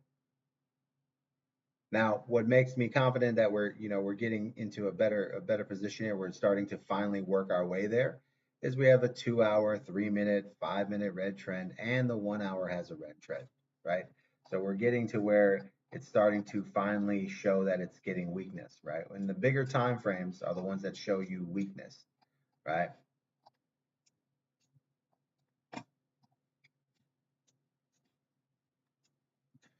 And in that first pullback, which is what we got here, we got a red trend right in here. Pullback was very small. We got a rejection on the moon, and then we went on for another ride, right? Now we're in a position where we're looking at that same scenario. The difference is that the daily, the 4 hour, and the 2 hour RSIs are now in our favor here. So now on this next move down, that's why we're looking here to finish off that little move there. But it's in no man's land right now. It's in the little no man's land. And this is, I think, where guys get confused, because the guy who thinks this is a long is right, and the guy who thinks this is a short is right, because it's going to go both ways. It's in a channel. It all comes down to, what are you trading? If you're trading 100x, well, then you can go down here to the lower time frames and say, all right, I'm trading with the 1 hour. I need the 15-minute, right? So as soon as this 15-minute bounces, the guy who wants to do a long here is going to be right. He's going to get a long position trade, right? So that's the funny thing. Guys are, they don't know what side of the trade they're in, but this trade is going to become a little bounce of a long. If a guy's doing 100x, he can make 20, 30%, right? But that's a scalp, right? The guy who's in a day trade, he's thinking that he's getting into a short position, and he got a short off this 15-minute rejection here, and he's up here. He's also right, because this is also a short. Just going to take longer. You know what I mean? Position trades where we're sitting at, eh, we got to wait for the negative volume. So we're kind of, this is a no trade zone for us because no matter what, very first thing that we need to even consider anything is we need 30-minute negative volume, which we're getting right here. So now we can go to ourselves and say, okay, we got negative volume on the 30, not a bad trade. We need a red moon before we enter. So we need at least a 30-minute red moon, just like when you do a positive, when you do a long, 30-minute green moon, 30-minute positive volume. See, there's your long. Over here, same thing, 30-minute negative volume, right? 30-minute red moon. You got negative volume, but you don't have a red moon. And normally you want it the other way. You want a red moon, then negative volume. But what you have here is the second move. No, you're good. No, I was just saying here you have your red moon, you got your negative volume, you got your first short. Now you have the moon going back. You didn't get a moon reset because notice here your green volume changed color. Now if this would have stayed red and then went to a red moon, then you'd see a bigger fall because it's actually weaker. But the fact that this trend just went green, again, it's in a green zone there, meaning that there's people buying when they shouldn't buy. So there's going to be a bounce here. There's going to be a jump here. That's basically what I was sitting there playing was that jump. The problem is I didn't close out my jump when it hit that 294 right there, 2904. That was the jump I wanted, and then that would have put me in a way better position on my short because I'd be in a short somewhere off of here. So now that would be original short there. So that's what I'm saying. The guy who thinks this is going to be a long is correct. And the guy who thinks this is going to be a short, they're both correct. They're just different times. As a position trader, we need confirmation, right? This needs to confirm. What does it need to confirm? It needs to go into a red moon, showing us that it's going down the other way, right? Until then, we don't have a trade. And that's kind of like the bonus. So like, as you guys can see here, you're moving different directions each way. As you go back and forth and you're like, oh, now it's going the other way. You guys got to get to the point where you have a trade that you can lock in, right? So when we make this move here and we say, okay, I'm going to pick a trade, right? Pick a trade. So if you are looking at this and you're in a position trade, what's the trade that we're looking for, right? Here, you have to say to yourself, what trade is going to be the short trade that I would get into, right? Well, that trade would be a minimum, right? A minimum of a 15-minute red moon, right? Because that's a pullback trade, right? 15-minute red moon negative value, right? So you can't go into a short position here if there isn't a pullback trade. Does that make sense?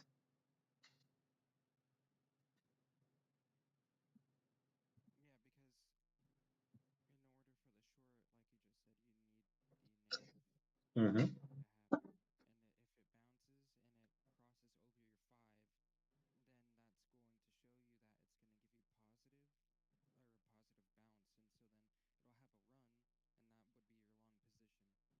Right.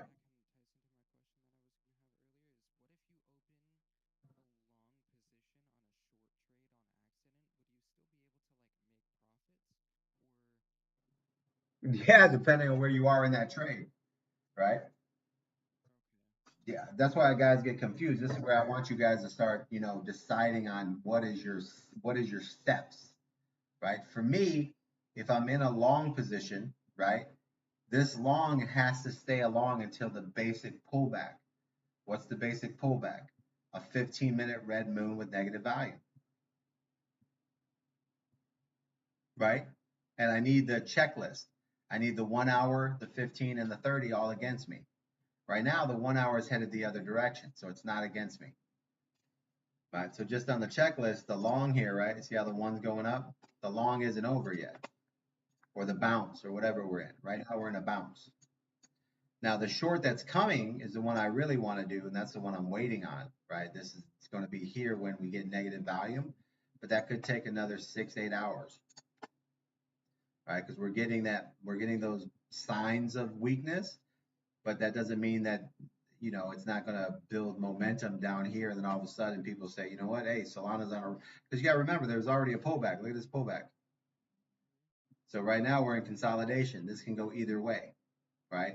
So once you have your trade pick, right? So what's the trade? The trade is if you're deciding that this is a long position, right?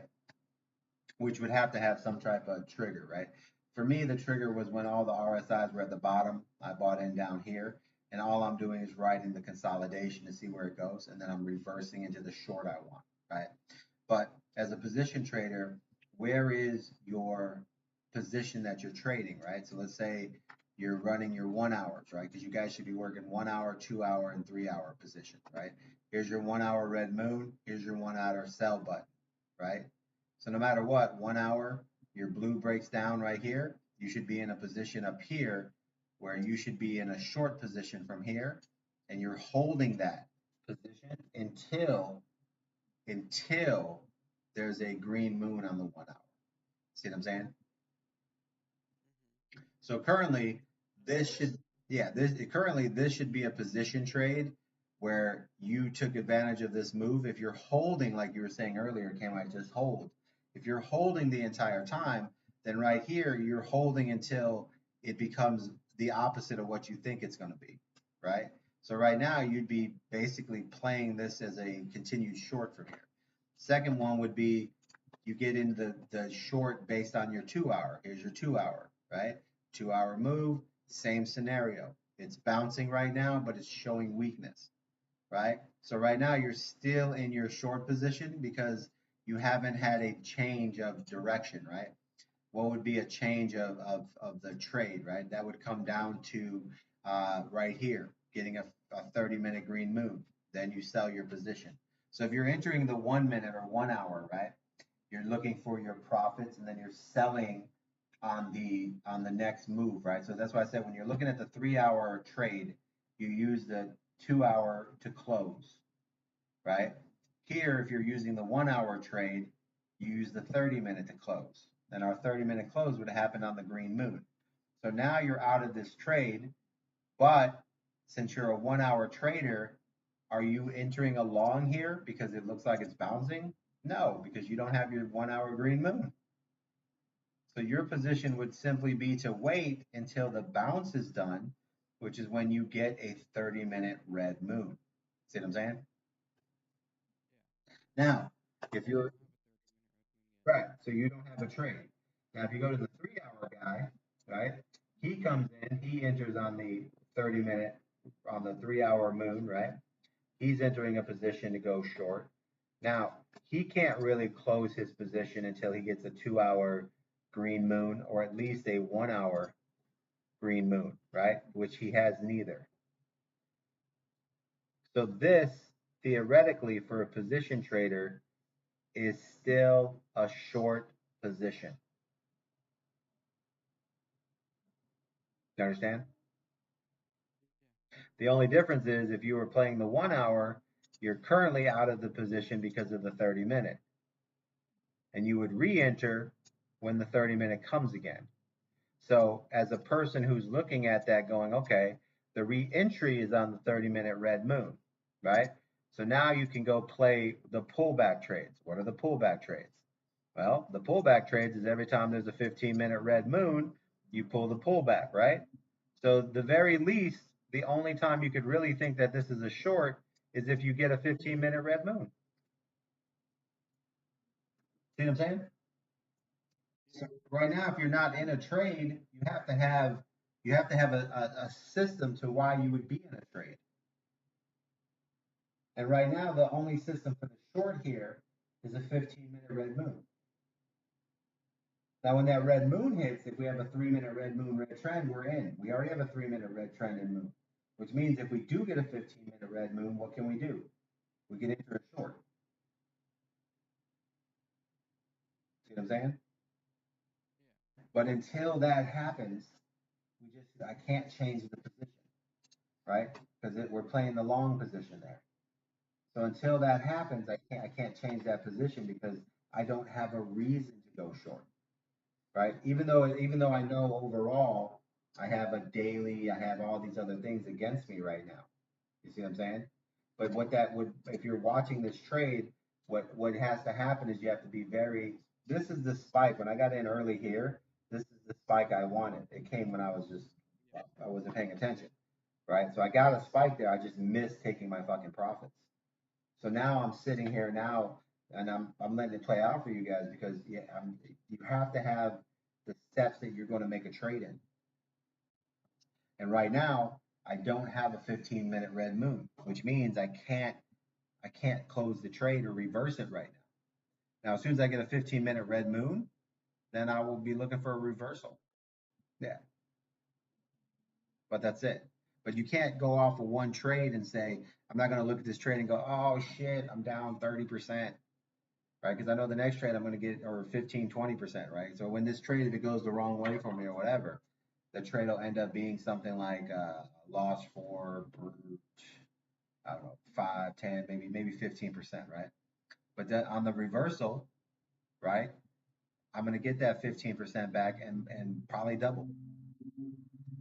So you can't take one trade as your fucking day. Like once the trade is set in, you got to hunt the fucking trade. And don't panic.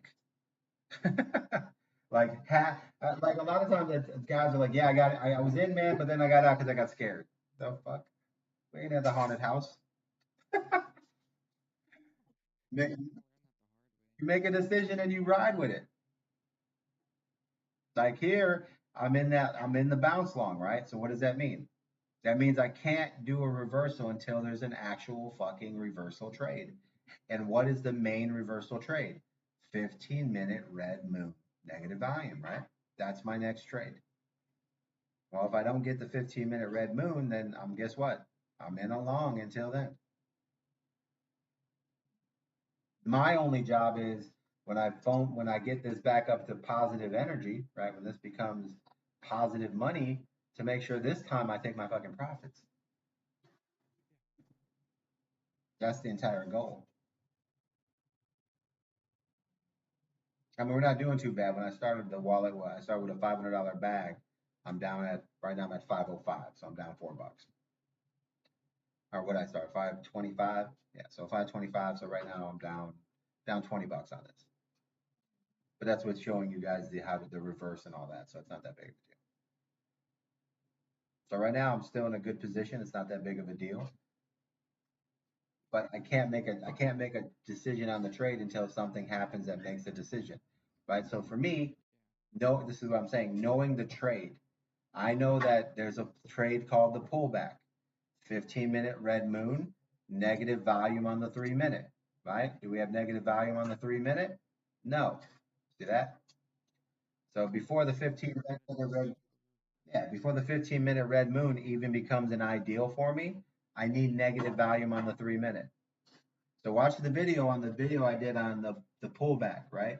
The pullback trade happens when there's negative volume on the 3-minute with a 15-minute red moon, right? So I need negative volume somewhere to show me weakness. And I start with the 3-minute. That kind of gives me clarity of what's coming or going. Then I look for a 15-minute red moon, right? Either way, I need one of those to happen. If they don't happen, then I don't have that trade. And that's the very first trade that would convince me that we're moving in a different direction. But once that trade starts to happen, like here, you see that? See how that 15-minute rejected there? Or the 3-minute? Now this is where the 3-minute is showing me that there's weakness. That should have got to a green moon, been in a better position. It didn't, right? So now I can go quickly take a look at the 5-minute to see if we're still growing. We're fighting a little bit. So there's still a little potential here, but once again, my 15 minutes at the bottom. So if I wanted to do a short here, I couldn't do it anyways because the 15-minute is against me. See what I'm saying? So either way on the checklist, I'm still in that same scenario where I just have to hold this position until it confirms. Because once it confirms, then I can go and say, okay, I'm picking my next trade and I'm going to stay in that trade until it confirms a different trade. You know what I'm saying? Like I have to play the long trades here. It's a position trade.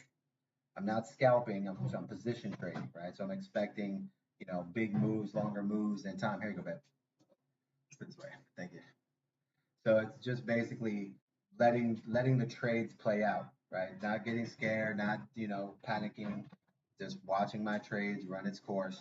A lot of times, if you guys have trades that you want to do, if you want to kind of save yourself position wise and stuff like that, that's what you do on the stop loss, right? So if you're like, all right, if you're not convinced on your entry, then go to your stop loss and put something like 5%. Take your take profit at 100, right? And what that's going to do for you is that if that mistake happens to you and goes the other way, it gets you out of the trade, and then you wait for the next confirmation, right? Meaning that you wait for something else to happen, like the green moon or 3 minute moon, right? So for instance, if my trade would have went out, right, then what I would have done. So let's say I would have got in this trade earlier, and right here or whatever, and my trade went wrong, right, and I stop lost out. And then I would wait before I entered another long. I would wait until I had a 3 minute green moon. See what I'm saying? Green moon, green trend. That would be my next long. And that's how you guys can kind of like save yourself as far as like looking at your positions to where you're at to learn how to get better entries. Put something like a 7% stop loss, instead of a 15 or 20. And if you get stopped out, go back and say, okay, what did I miss? You know what I mean? And that'll get you where you'll be able to evaluate your trades better. As for me, I know here that I've looked at everything, and at the end of the day, I can't reverse this trade until I have everything the opposite direction, which is going to be 15-minute red moon. So no matter what, I have the scenario down in my head. So for me, my stop loss when I go in here is basically the basics. Like my stop loss goes in at 15%, my take profit goes in at 100. I lock it in and then I monitor it from there. That's pretty.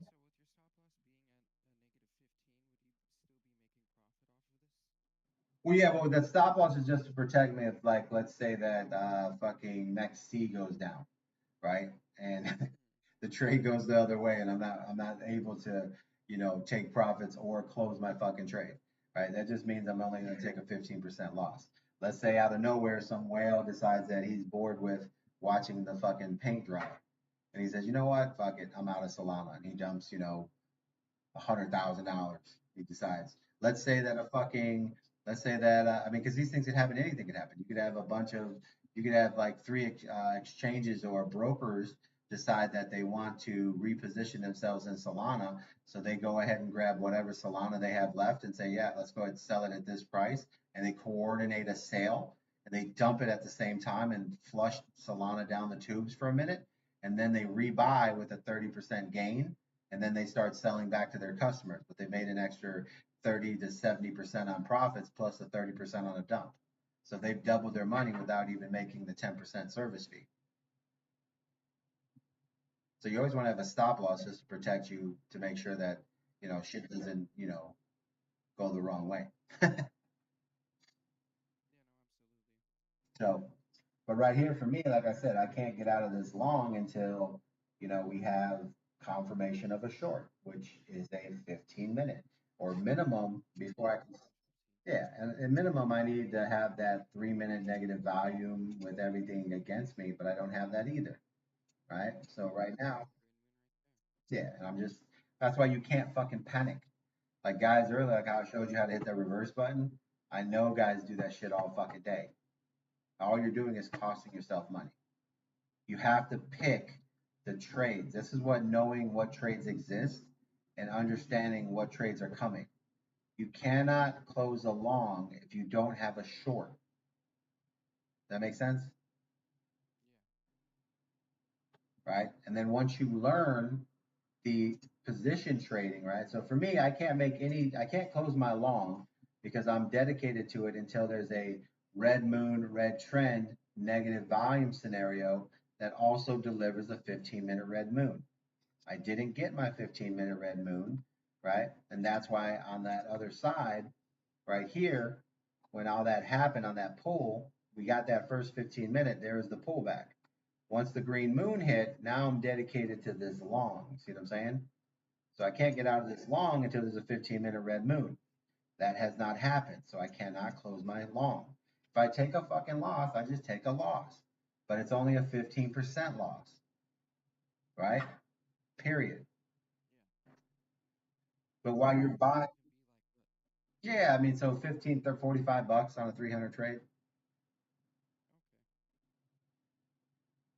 right? But if you're buying and selling, you're actually costing yourself 10, $15. I cost myself 20 bucks when I did that reversal trade.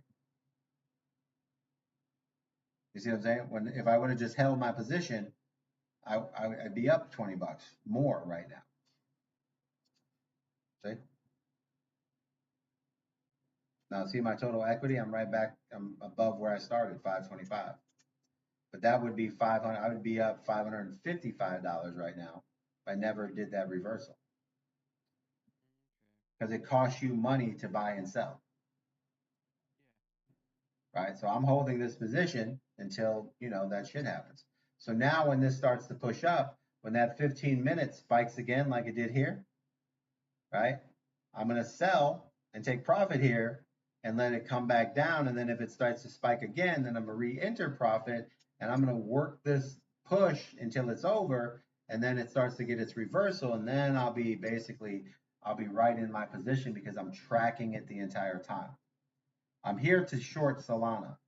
But while I'm shorting Solana, I'm building up small bags, working its way up because I'm watching it. You know what I'm saying? So while I'm hunting it, I'm making money on the move up. Right. So I picked my long. My long's a 15-minute moon, 15-minute buy. Now that's it. I can't get out of it until I get a red moon. That's the bottom line. Yeah. Yeah. You just gotta hold. Like guys don't understand. It's okay to take a loss, guys. Remember, you're doing 10 trades. You can lose 45 bucks on 3 trades, but if you're making 120 on another 3 trades, well, then you doubled your money anyways. Yeah, losses don't matter. Yeah, it's like poker, right?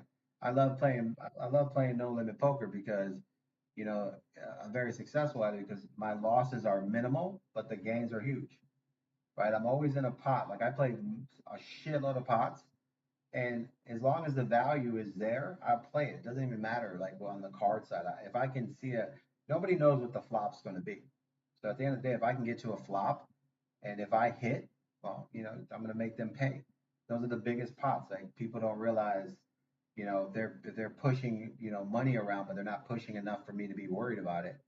And I'm on a flop, and I got something like a fucking 3-9 or some bullshit or 3-7 off suit, and then all of a sudden the flop is 3-3-7.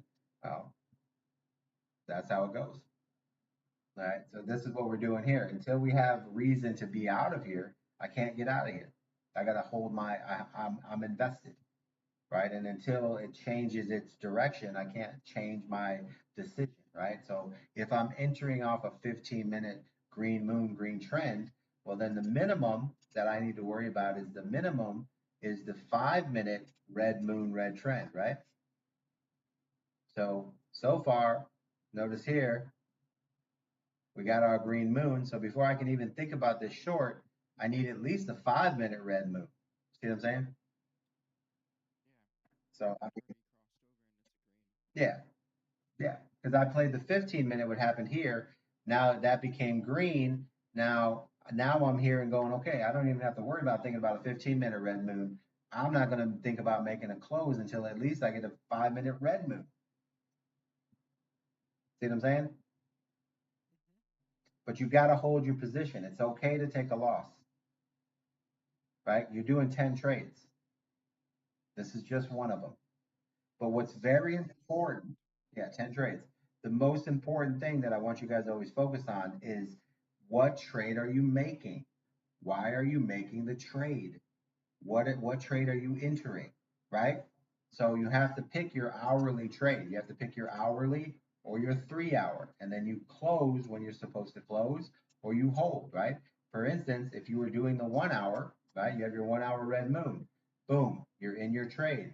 You take your trade. The only thing that would stop you from the 1 hour moon is basically you would get out on the 30-minute green, which you have. So you can't re-enter your trade until there's a red moon, right? So I'm playing the bounce. I'm playing the 30-minute, the 15-minute bounce. And then when those bounces done, I'm going to reverse and go into the 1 hour trade again, which is the 1 hour 30-minute red, right? Now, if you're playing the 2 hour, right? Same scenario. This one you're holding a little bit longer because you have a different entry. You're in already, and the only thing that's going to get you out of the 2 hour trade that you're in is if you get a 1 hour green moon, which you don't. And you can use the 2 hour, and you can use the 2 hour and get on the out on the 30-minute moon as well.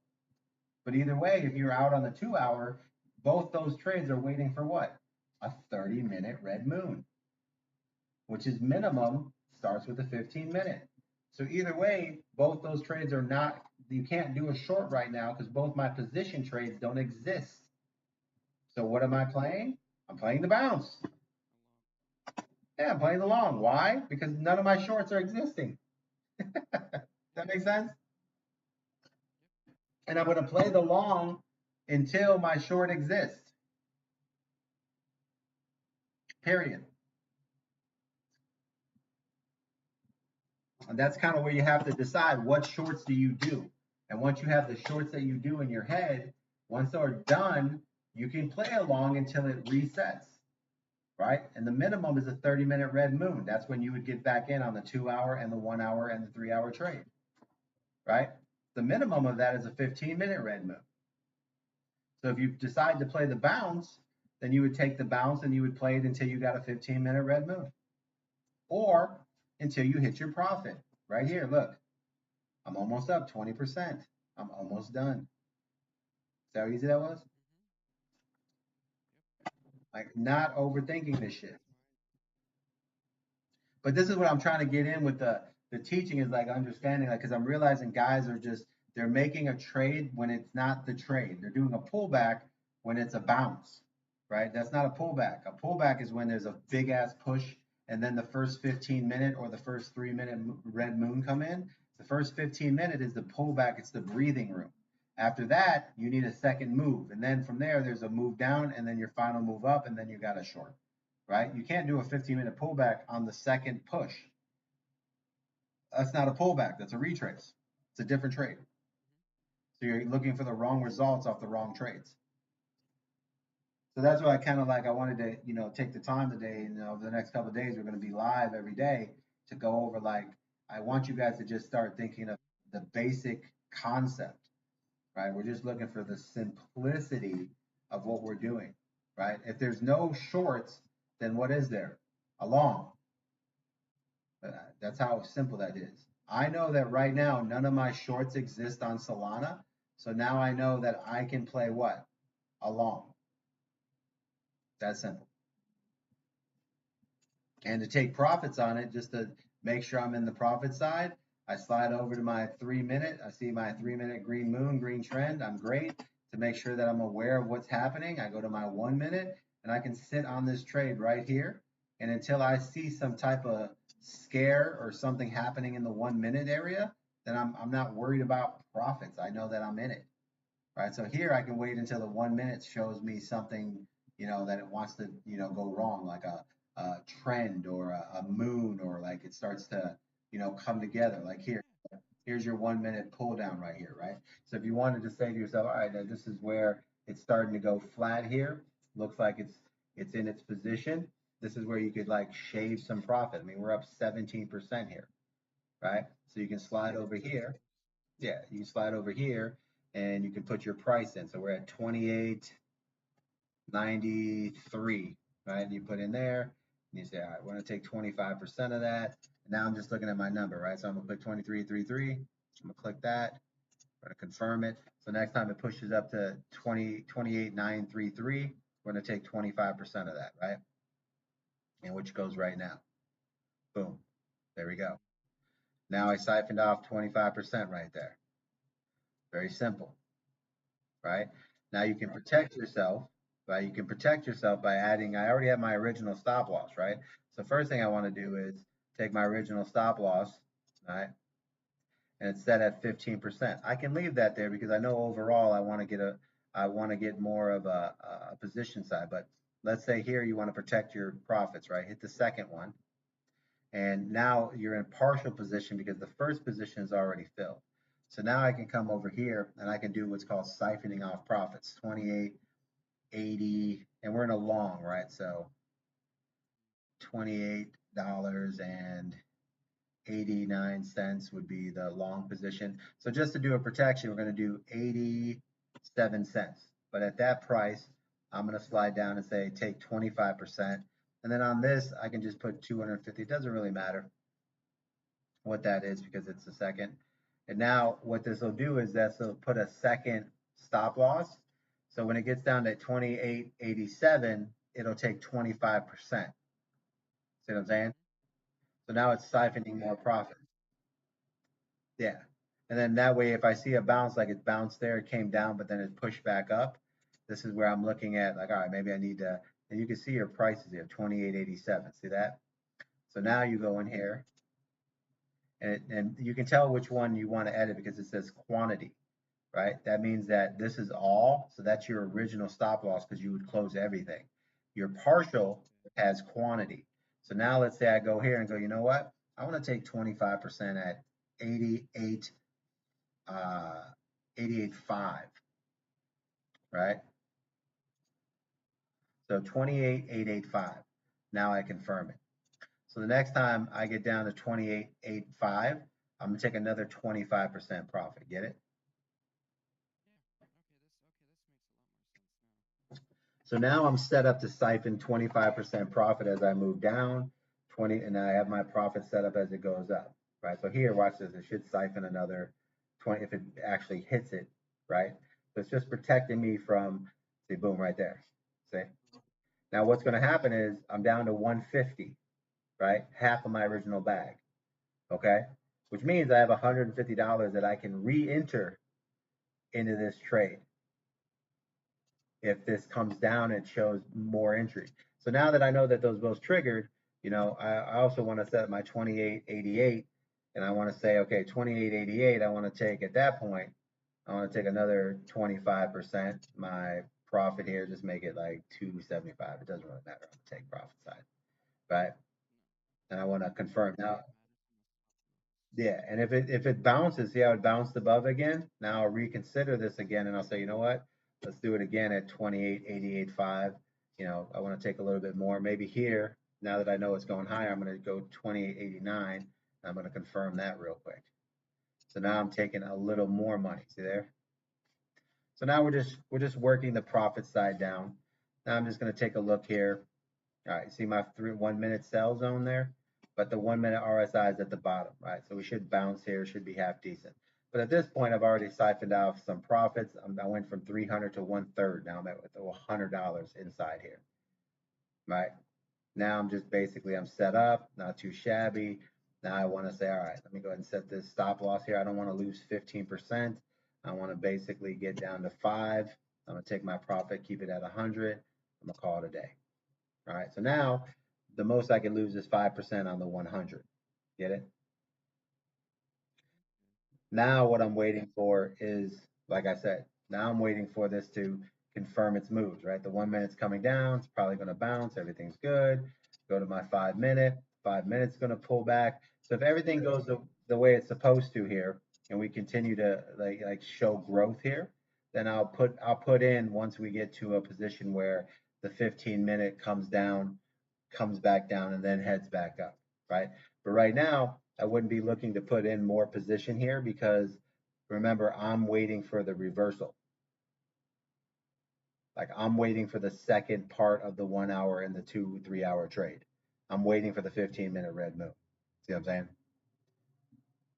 So I wouldn't be putting more money. Now, if this was a trade where I'm looking to go long, long, where this is the full, like if this was actually a 3 hour green moon, right? Then I would be putting more money in. You know what I mean? But we could get there. We don't know which way we're in the middle of no man's land right now. The thing is that I have no shorts to do, so I'm playing the long. Now, could this long turn into a true long? Yeah, we're gonna find out. You know, 3 hours bouncing right here. The whole reason I'm in this long is because the 4 hour RSI is about to cross. The 2 hour is about to cross, right? We're heading there. It's fighting its way. But remember, you can't do any shorts until it's negative value. You see what I'm saying? So far on the 1 hour, which is the minimum trade that I want to do on a short, I don't have negative value. You see that? So currently I can do no shorts. So that's why I'm in a long. Get it? Now, if I get a green moon here, right, I'll start increasing, right? And that's going to basically come off of what I see here. So if here's the first move of the 15 minutes, right? Now it came down. This is where you would want to buy. First move comes down, you buy here. RSI, boom. Here's our second move. If this move pushes higher and then comes back down again and rejects again, then I'll put money in here because that means we're starting to make a different decision here. That it's starting to move the other direction. Notice here on the 30-minute, look at there. Look at that. See how it's bending? See the positive value? All right, what's a long? A long is a 30-minute green moon with positive value. You're almost there. You see that? See how easy? Yeah. So you see how easy this is becoming a long position when most guys would have thought it was a short? Both right, but all depends on how much. This is why. Go ahead.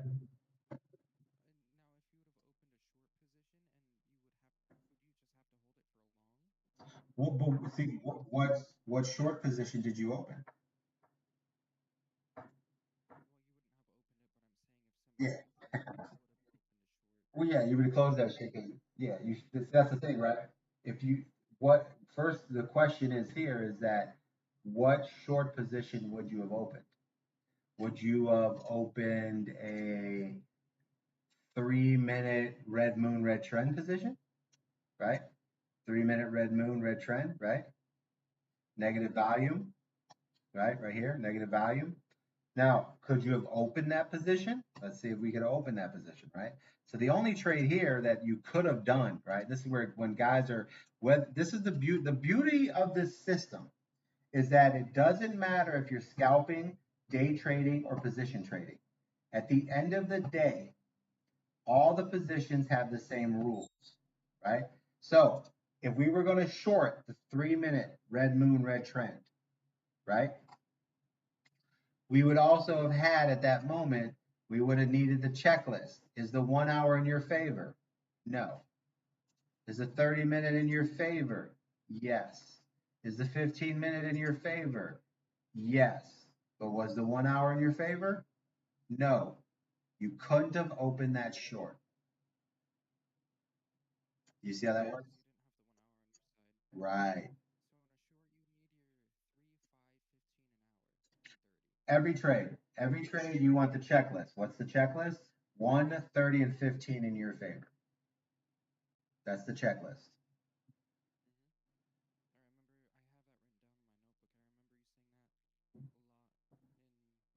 Well, because we need a very simple concept of how to enter a trade, right? And the bottom line is if you don't have a 1 hour, 30, and 15-minute, you can't enter a trade. So it saves you from entering dumbass trades. So the scalp trade shouldn't have been entered because the RSIs were against you. Now, if you move to the next trade, which is a day trade, right? What day trade could you have entered? Well, a day trade you could have entered, right, is a simple 15-minute red moon with negative volume, which happened here, which paid off. The second time you went into a short is here. 15-minute red moon, red volume, guess what? Paid off. Do you have another one? Not yet, right? So, well, yeah, at some point, that's the next trade we get. But why would you be in a short right now? Exactly. Not even on the smallest fucking time frames. This is where guys have to have a very simple step system. If it doesn't have those steps, you cannot fucking force it, right? So until this 1 hour starts to bend down, guess what? Can't do a fucking short. The minimum short I could do is what? 15-minute red moon. Don't even have that. You see what I'm saying? When you start beating the yeah, when you start beating the concepts into your head, you start realizing that there's a lot of trades you probably shouldn't be fucking doing, right? Yeah, you need everything to confirm. Right, exactly. So what we're doing here is waiting for confirmation of I'm waiting for a short, right? But why? Since there are no shorts, what could there be? That's it. That's all there is to play. Exactly. Shit ain't hard, man. Right. So now you go back here. Now you can see here we're 14%. We had a little bit of a dip here. If we want to increase here because everything is starting to look a little juicy, right? And what are the now I have to say, okay, I'm waiting for a short, and while I'm waiting here, I'm in a long. But now that I'm in a long, things are starting to heat up. How are they heating up? 15-minute volume came up, rejected. What does that mean? I'm buying, right? Now that trade already happened. I bought, I made my money, right? Now I'm in the moment where the 15-minute is fighting again. Once this makes another decision, what's my next position, right? What's my next trade? Well, my next trade would basically be a 30-minute green moon with a 30-minute positive volume. What do we have? You're looking at it right there. See what I'm saying? Yeah. And it's starting to push up here. See that blue right there starting to push? So we're looking good, right? Yeah. So now we're like, okay, this is becoming juicy. I'm already in the trade, so I don't need to advance anymore. You see how that worked? But what I want to do is I want to confirm the bigger trade. I want to do a position trade. What's my position trade? My position trade is going to happen when I have a 1 hour positive volume with moon. What do I have? That looks like that's what's happening. Now, this could reject and become a short at any time here, right? That's what we're fighting against because the daily's at the top. But remember, dailies take 3 days. 4 hour is at the bottom. So right now, while we're waiting for this short to happen in the next couple of days, we're building momentum for a long. But this all comes down to one thing: negative volume. Since I never had it on my 1 hour, I know that I'm not in a big short. I know that I'm still in a bounce. I'm in consolidation. And right now, consolidation says that it wants to consolidate to the upside. 15-minute up, 30-minute up, right? So now you have everything headed up. So if you're in this position, you can turn around and say to yourself, hey man, this is starting to heat up. And you can slowly come over here and say, let me get a small 7% piece in here. All right, now you can start saying to yourself, all right, I'm going to start running this as a push to the upside. So you get your whatever your bag is. So right now I'm doing a $300 bag. So this would be half of my bag. And then my next move or the next time that I'm buying is when I get a pullback again. And then on the next pullback, I will rebuy if everything stays the same, meaning it looks like it's up. So on this next pullback, I will then enter again and I will start to go. So what am I waiting for? I'm waiting for a two move. What's the first move? Right? Here we go. Ready? First move. There's your 1 hour. Right? First move comes up, goes sideways. We're in our first move here. Whenever this finishes, comes back, and then makes its move, I'm going to buy that next move. Okay? That's the move I'm waiting for. So whatever happens here with this 1 hour, if it rejects and comes down and starts to go up, then I will rebuy the other half of my bag and I will make that run.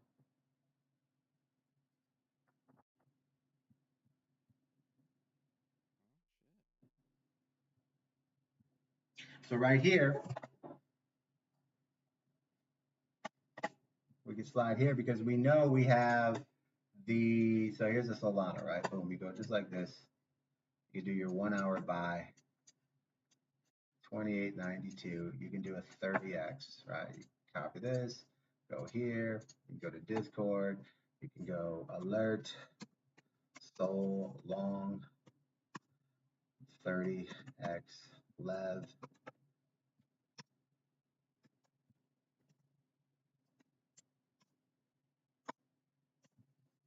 There. All right, so we can post that right there. That's our trade. And what are we trading? We're trading our hourly right in this move here. Our hour push. We're looking for our moon. We're looking for, we have all our trends. We have our RSIs. More importantly, what do we have? We have a 30-minute in our favor here on the bounce. We have the 15-minute in our favor. The 1 hour is in our favor. The 2 hours in our favor. So now that's our little position there. And if you want to get into a position on side of entering, go down to your 3-minute, right? And the guys, if you see something pop up, you jump in here. And best entries are always to come here, get on your 3-minute RSIs, pull down, push up. There you go.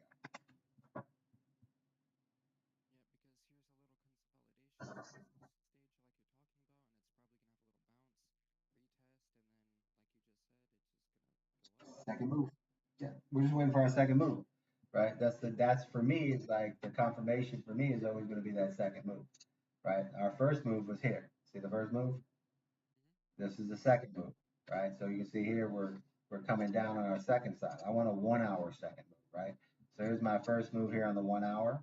Nice little push. I want to see some type of rejection, and then I want to see that next move up. It's where we're sitting right now. But it's all heating up. So now we're just playing the 4 hour bounce, and then once we get through this 4 hour, eventually we'll get that hour volume, back down to negative, and then when it finally goes negative, then we're short. Right, the next move, right? What's the next move for us is going to be that green moon, back to a red moon.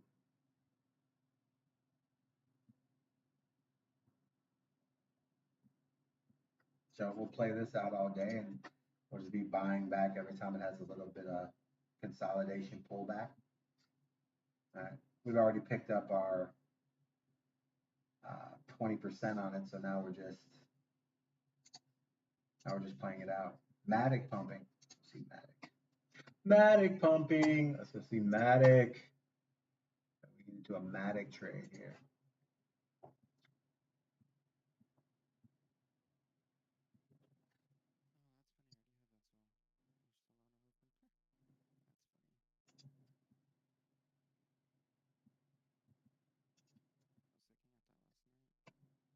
Yeah, Solana's in there. You can put in here like there. So put your 30x leverage position trade. And what would be our closing on 15-minute red move? Okay. All right, so let's go to Matic. We got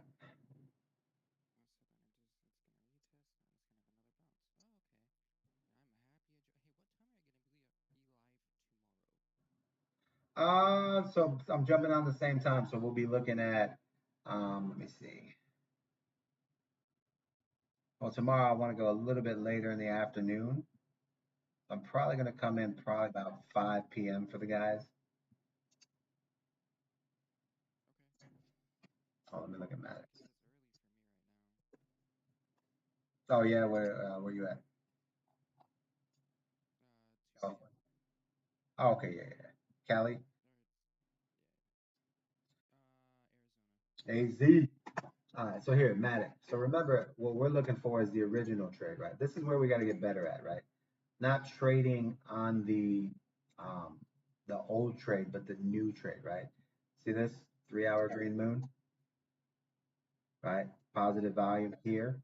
This is our trade here, right? Our first pullback, what happened? Right here, red moon, out of it. Next moon hits, boom, we're in. Right? So now Matic has another trade.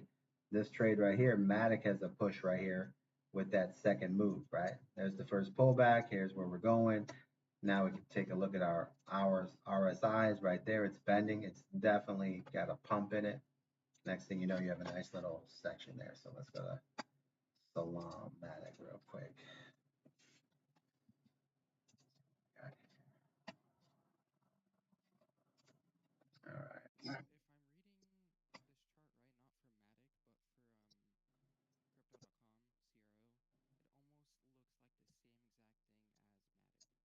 Yeah, they're going to follow each other. A lot of them are going to kind of like have the same repeats. Okay.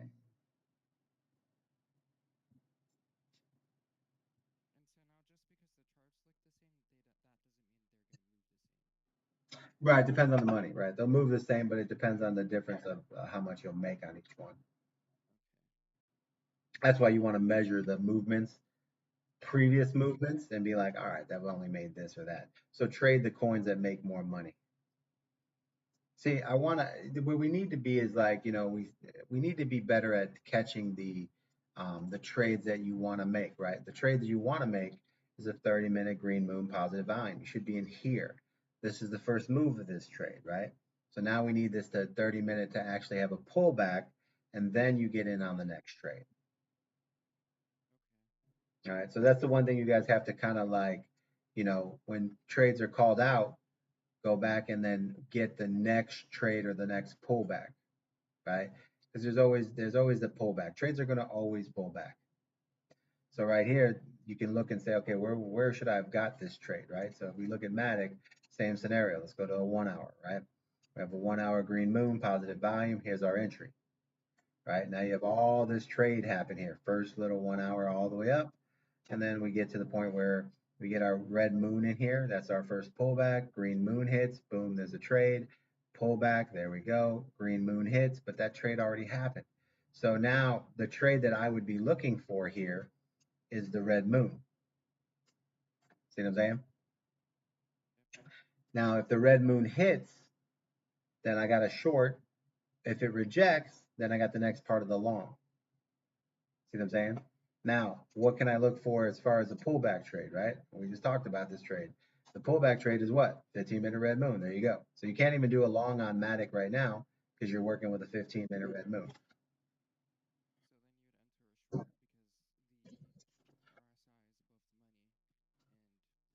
Yeah, you'd be looking so yeah, you'd be looking here for the first the position here that you'd be looking for is basically you'd say to yourself, all right, I can't do a long here, right? Because right now you're just in a 15-minute pullback.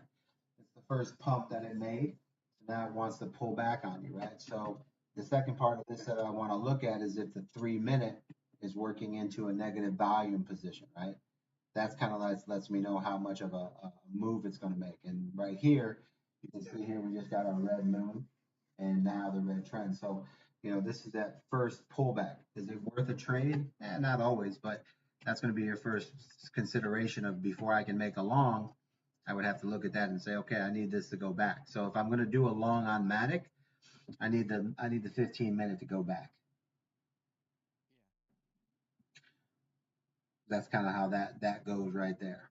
Now, can you get a short out of this? I mean, to get the full short, you'd have to go to the 1 hour. Is the 1 hour RSI topped out? It is.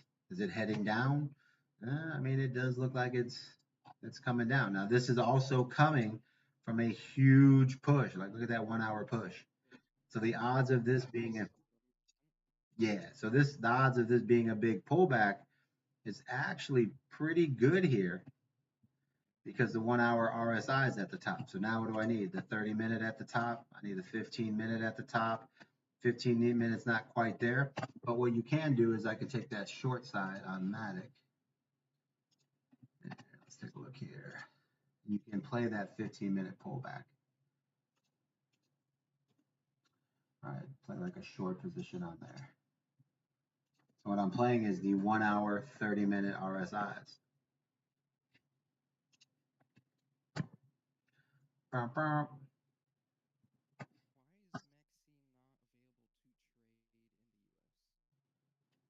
Because they don't want to. They don't give a shit about KC.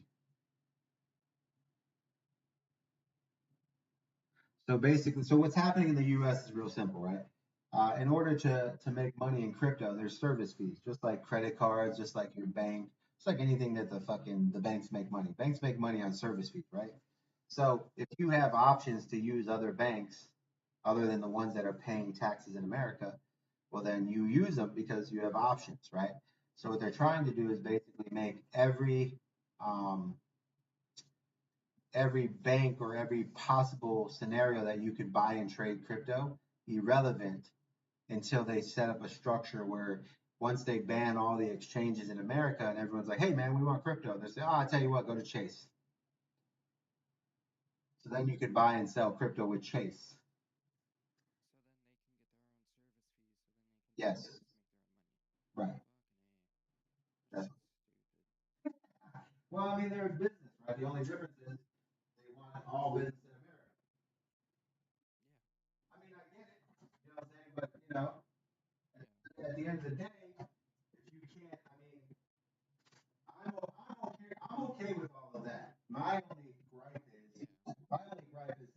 And I kind of look at it like this. Yeah, let's do all these trades everywhere, but at the end of the day, open the banks up and allow us to do. Why doesn't Chase or why doesn't these banks already have exchanges, right? Because we can go to Charles Schwab and trade stocks, right?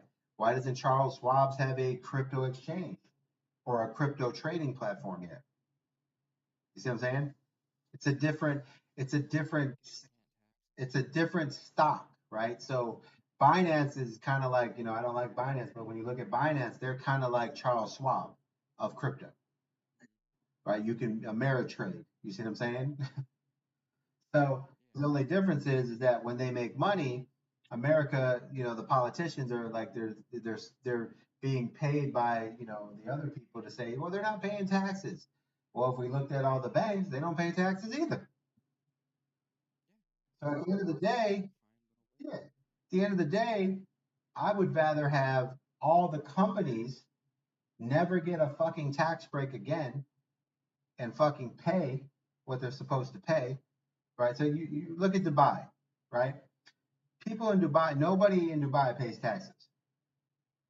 They tax the companies. That's who they tax. They don't tax the people because the people ain't got the fucking money.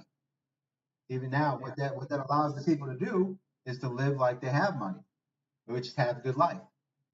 In America, they tax the fuck out the little people, and the big corporations make billions, and all they do is get write-offs and fucking other bullshit, and they keep making more money. So what you simply need is the ability to create the cheapest transactions for the people with the safest platforms, right? So the banks should be coming up and saying, hey, we're going to back, and they don't want to do it because here's the problem, right?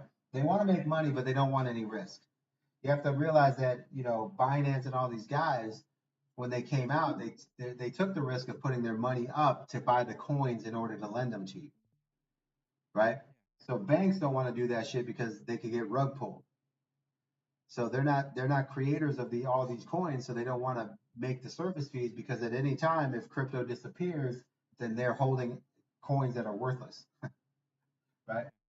So they don't want to do the legwork to create the foundation to do what they want to do, but they still want you to pay them when you make a buy, which doesn't work like that, right? So that's kind of where the whole element is that sometimes you can't control every fucking thing in the world. They have to let it go, right? Let's just put it simple. Banks in America are not going. Now, here's what they did in New York, and they passed a law that banks are you can buy crypto in banks, right? But they passed it. It's Pax, Bitcoin, Ethereum, and two other ones. It's the only cryptos they recognize. You see what I'm saying? But those are the cryptos that they feel are going to be around and not get regulated. So it's like they want to stop you from being in something because you're spending money with other companies, but they're not giving you an option to spend with them because there's too much risk. Well, there's too much risk, then get the fuck out of the market. Okay, everybody's responsible for their own money. We don't need you to babysit us. Until you come up with a something in America, right? If you can come up with a fucking trading platform and say fees are 1%, then we'll all come to America. But until then, get the fuck out of the way. But instead, they're like clogging up the industry until they figure out how they can make money because they don't want you to be spending. It's just fucking ridiculous. It's like, guys, listen, if we all Americans got on planes tomorrow and all headed to other countries and spent money in the rest of the world, they would eventually say, hey, listen, no more out, you can't travel outside of America anymore. That's basically what they're trying to say. Like, we're free to roam the world, man. If you want our money, then create a fucking better business. Not regulation. Not regulation, bro. Don't force us to do shit. Fucking give us a better option. That's kind of where we're at with it.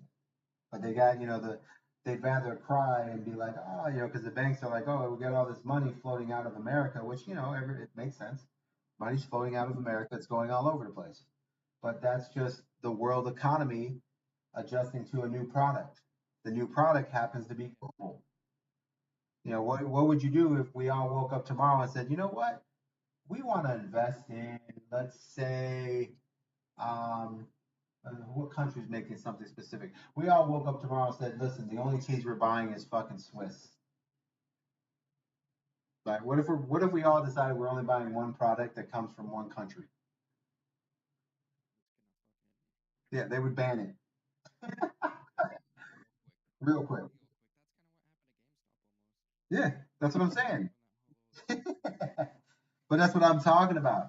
They're banning it because the money leaves America. At some point, they got to let go of the fucking control. We are global people. We're global. We will buy in other countries, right? That's why they don't want. Why do you think they've never made other countries big enough to import shit or make shit unless they control them, right? The deal was in China to control China to get them to work for us. And then China said, fuck you, we're taking all your information. Then they went to India. And then India was like, yeah, we'll work with you. And India's had a good relationship because we still work with them. And then Taiwan. Why? Because Taiwan's afraid of us and we protect them from China. So they give us all their shit, right? But you know how much good shit comes from Africa, Mexico, Argentina? You never got that shit. Yeah, Guatemala. You never get that shit, do you? Because they don't make money off that. They don't got no power over that. That's the problem with crypto. It's global.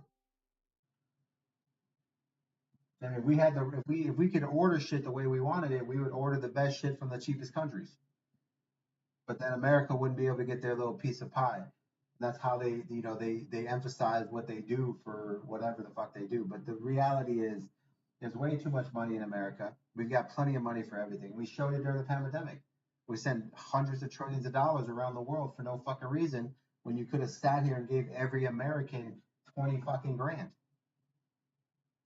which they would have, yeah, which would have basically went right back into the economy and which would have came right back to them. You could just keep recycling that shit until everybody was healthy and been like, yeah, see, America, the greatest country. Yeah, that's where we're at. Yeah, that's kind of that. That's just the reality of it, man.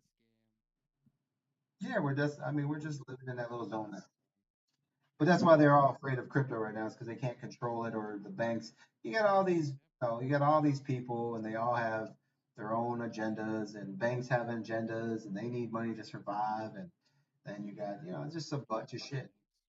Yeah, a bunch of companies, man, a bunch of fun companies, and they all go into the same things to where, um, they're all trying to survive the same fucking thing. So, that's the problem with having where you can have lobbyists.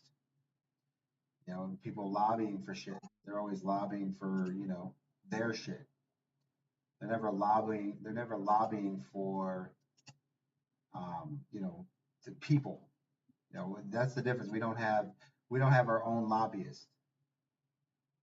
That's what the American people miss is that we don't have one voice, right? If we all were like, okay, here's our lobbyist, and we got a fucking detailed fucking record every day with what's happening or what's important to us and be like, oh, okay, listen, they're passing a law that's going to raise milk by 30 cents. Okay, we all veto that shit. And if you don't veto it, then we're going to fucking vote you out. And guess what? The world will be a better place. Gasoline would be $1. But we don't have we don't have the people, sitting there telling the, lobbying these fuckers. The other companies are, they're all lobbying for our money in between. Worst thing that we have is that we give all our money to government to take care of us, and they subsidize it to a middleman that turns around and subsidizes it to life insurance and health insurance. And now they're making 20% by being the guy who negotiates, when then they're allowing the other companies to, they're taking bribes and saying, hey, listen, keep the price high and we'll give you another 10%. Well, guess what? They're going to take it. Why? Because they're fucking greedy. Like a lot of people make the mistake. They think it's the government that's doing it, but it's the fucking stupid asses that we vote in who take the money on the bribe side. The government, our government works fine once we remove all the fucking middlemen. But the problem is we got a bunch of middlemen. Yeah, yeah. The government's just a bunch of fucking idiots who half of them don't even know what the fuck's going on, and they don't really care because as long as if they can get $3 million to build a bridge in their fucking tiny little town, they'll sign any piece of paper in the world. Right? So it's all a world of bartering and giving and taking and not realizing the bigger picture. You got it's like a good show to watch is like the House of Cards. House of Cards is a fucking it's good because it's true. That's all they do is they barter all day long, and it's like never any decisions for the masses. We need to get rid of all the middlemen. We don't need people negotiating fucking life insurance rates for us or health insurance. The bottom line is this: if we go to get health insurance and the company's too expensive, then we go somewhere else. I did a big platform for Cigna Healthcare, and this was before Obamacare, and it was like literally through an entire state I had to regulate how because the state of Illinois put their insurance with Cigna, they wanted regulations, meaning that they wanted their claims for their people because they're state employees to actually fucking be paid and not be hit with regulations. So we had to design an entire workload or workflow for Cigna Healthcare to pay the claims, even though they didn't pay for other people. So when I did that, insurance I learned everything about insurance.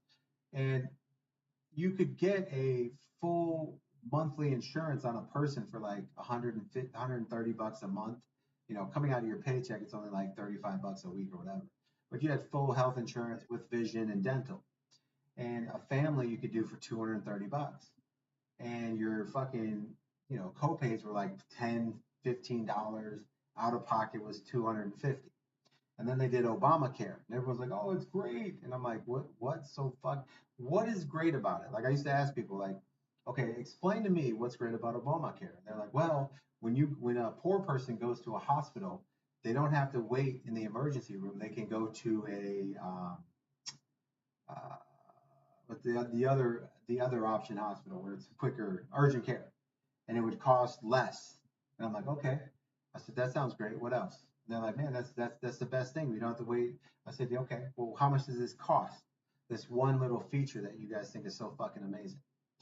And they would be like, "Well, I don't know." Like, yeah, you don't know shit about the fuck you're saying, but you're walking around talking about how Obamacare is so fucking great, right? Did you know that the average fucking cost of Obamacare for somebody, right? Here's all that happened. They voted that everyone had to have insurance and then forced you to have insurance.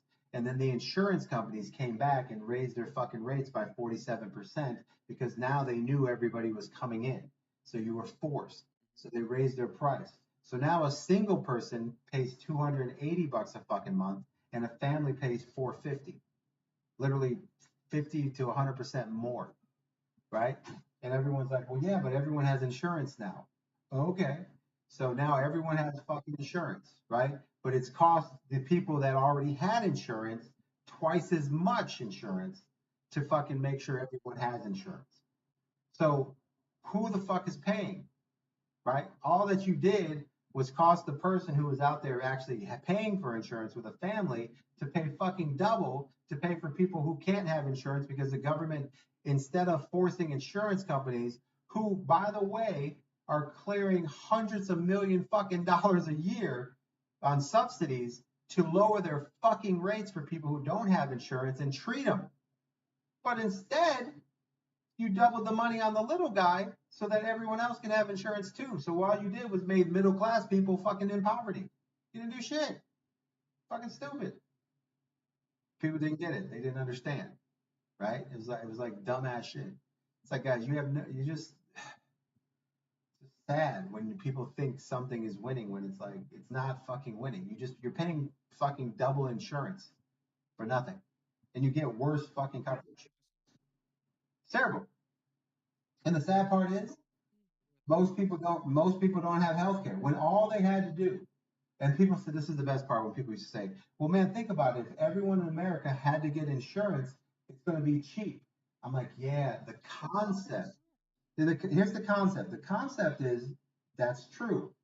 But when you let the insurance dictate their own price, guess what? They don't do it that way. And this is an example. Before Obamacare, if you had 30 people in a company and you went and got insurance and you split the insurance, your average employee would cost you, like I said, 150 bucks. When Obama came care, it was 250 bucks. Now, when you have more customers, that means the price should go down. But what the insurance companies did is use supply and demand and actually raise the price. They created the supply and demand by lobbying the Obama administration to make mandatory insurance so that they could raise the fucking price of insurance. Right? When the concept is real simple. If every American had insurance, then we would all split the difference of the cost. Meaning that if 1 million people had insurance and we paid 150, if another million people got insurance, then that means that the price should go down to 120. And if another million came in, then the price should be 100, and so on and so on. But that insurance companies didn't do it that way. They used supply and demand as a reason to raise their fucking rates because there were so many people that needed it. And the administration didn't fucking check them or put sanctions against them. What they should have done is said, okay, if you have these insurance rate currently, and if you raise your insurance beyond these rates currently, then we will remove all your tax fucking breaks.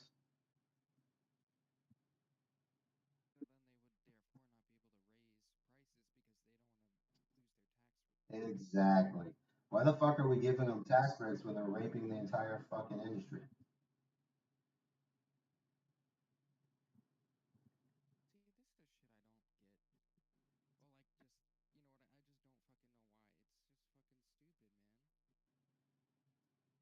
Yeah, it's crazy, right? It's all coming around. I mean, people, as people go through this shit, things are changing because they're realizing that, eventually it's like, hey man, why are we giving you so much? Like there has to be an end to like the giving. Like American people have to, as these other countries, start to expand, blow up, and get bigger, people are realizing that like Dubai is making so much money and no one pays taxes. So eventually these concepts catch on, and then people start to say, "Hey, well, why can they do it?" Right? And then you just start voting in people that can do it. It just takes time because right now you're in the world of lobbyists. That's the only sad part. But time will change. Things will, you know, inflation isn't going anywhere. Prices will stay up. People will get to the end of their ropes, and then they'll realize that everything they have voted in is terrible and they need to re-vote, and eventually they're going to stop voting for politicians because they don't work, and start voting for the third party, people who just want to do something because they're like normal fucking people. That's the only way to get through to the next level. And then that's if people really want to have a job, then they'll fucking do their job right. But it takes time, takes crisis, man, and that's one thing we have is a shitload of crisis. But yeah, I mean, It's chaos out there, bro. I mean, there's a lot of there's a lot of shit out there that you have to look at. It's unfortunate, right? That that we're kind of in that scenario, but at the end of the day, it's like every time there's an ideal or some shit, they don't regulate it to where it works. Like it sounds really good, but it never works the way it's supposed to, right? If you have more people paying insurance, then that means the price should go down because insurance companies, if a insurance company is making $100 million a year and more people buy, and then they make 130 million a year, that doesn't mean they should double their rate so they make 330 million a year, right? The government should have regulated them and removed all fucking tax relief so that the people pay less taxes and then pass the taxes on to the people and say, hey, I mean, nobody in America who makes under nobody under $300,000 a year should pay taxes. Like that should be a gimme.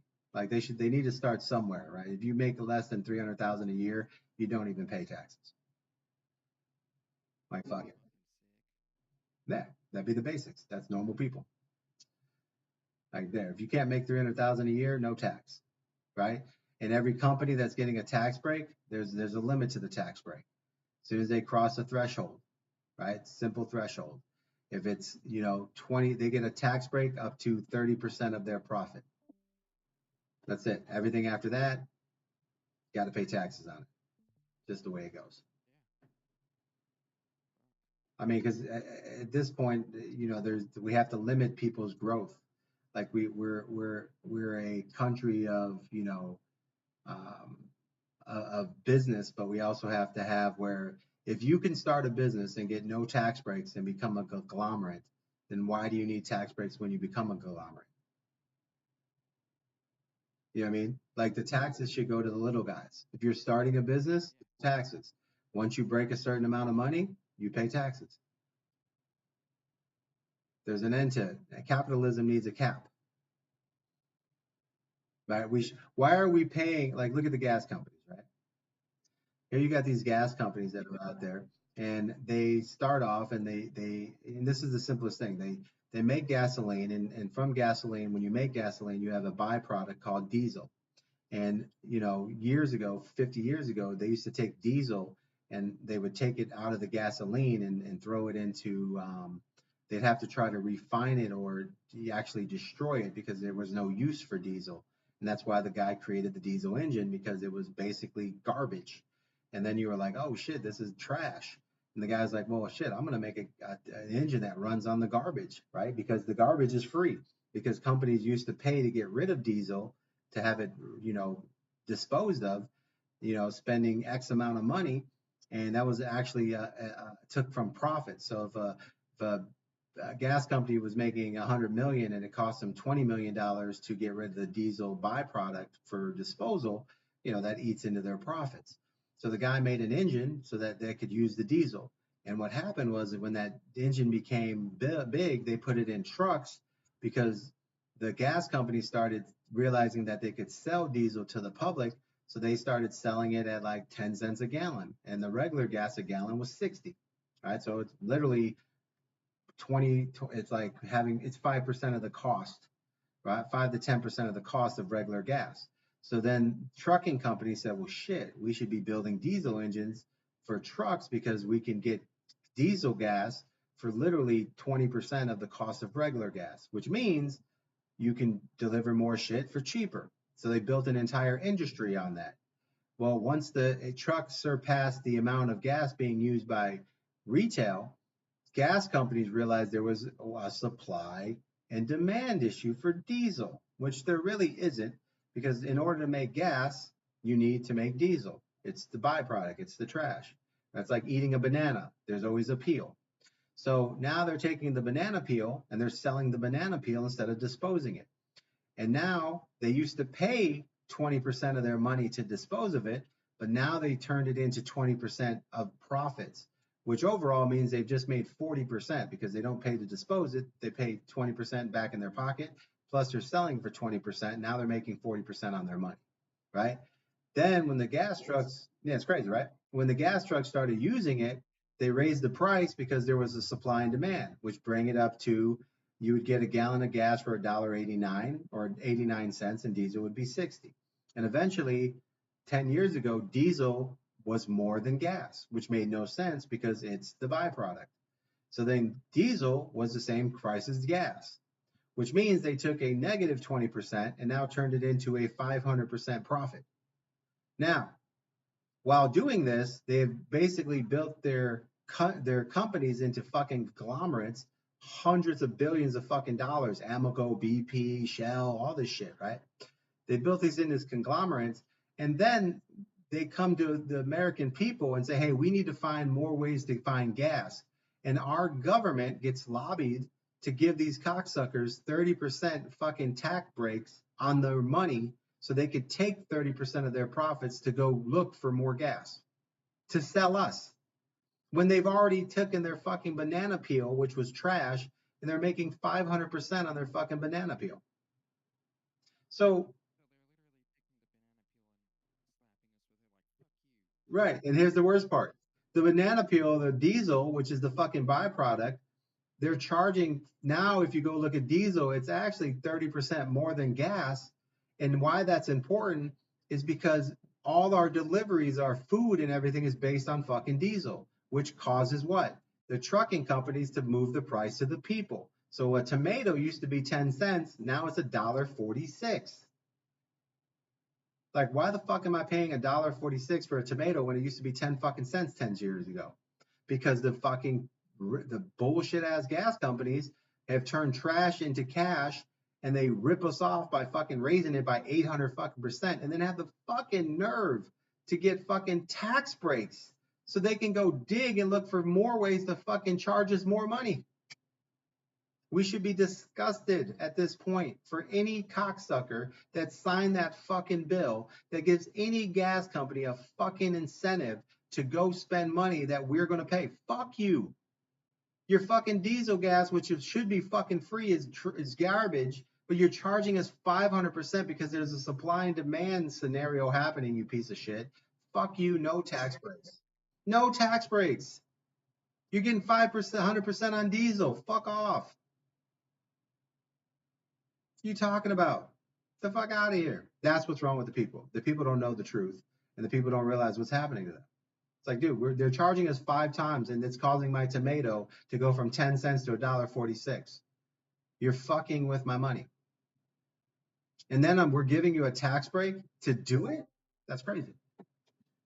It's ludicrous, bro. Yeah.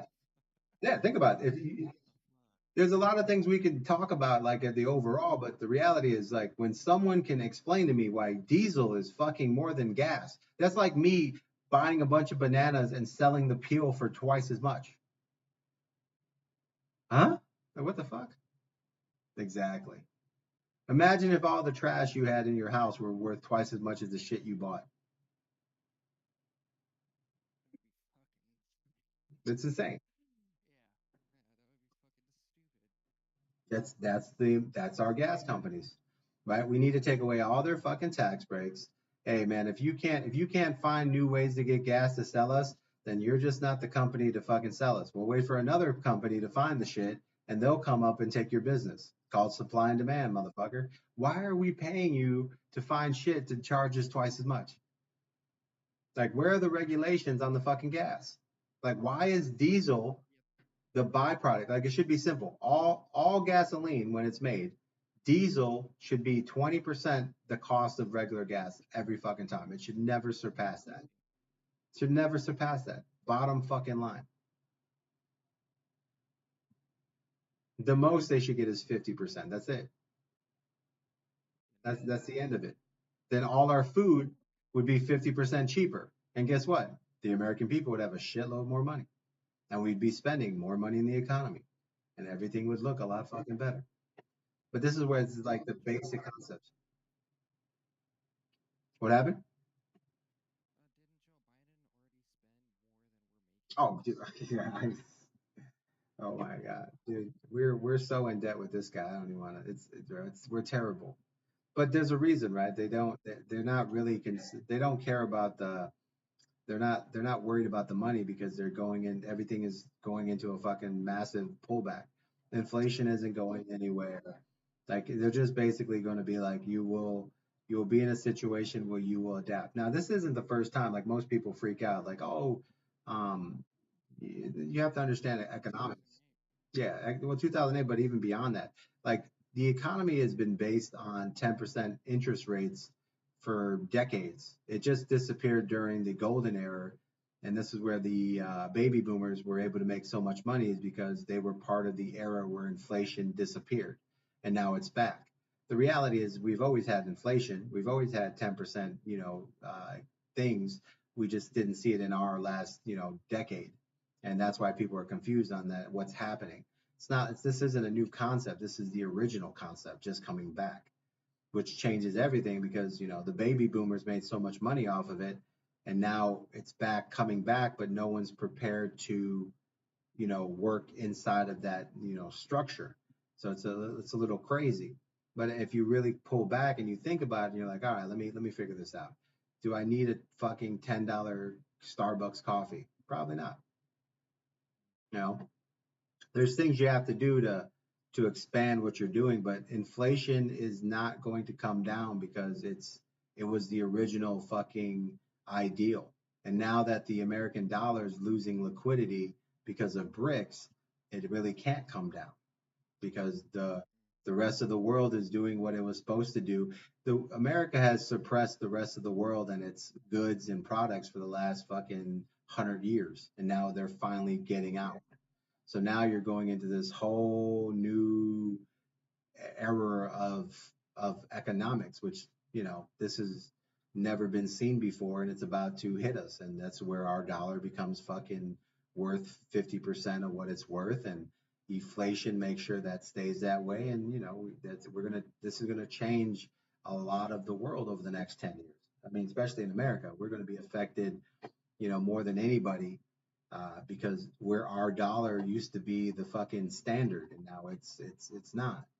So, what our yeah, yeah. So, that's what we're unfortunately that's what we're living through right at this moment, is this massive world, global change, right? When people say, yeah, I think a lot of guys talk about, like, I think Mr. I think he's on TikTok, what they call him, Warriors Rise. I forgot his fucking name, but you know, all these people are talking about, this is the hugest transfer of wealth.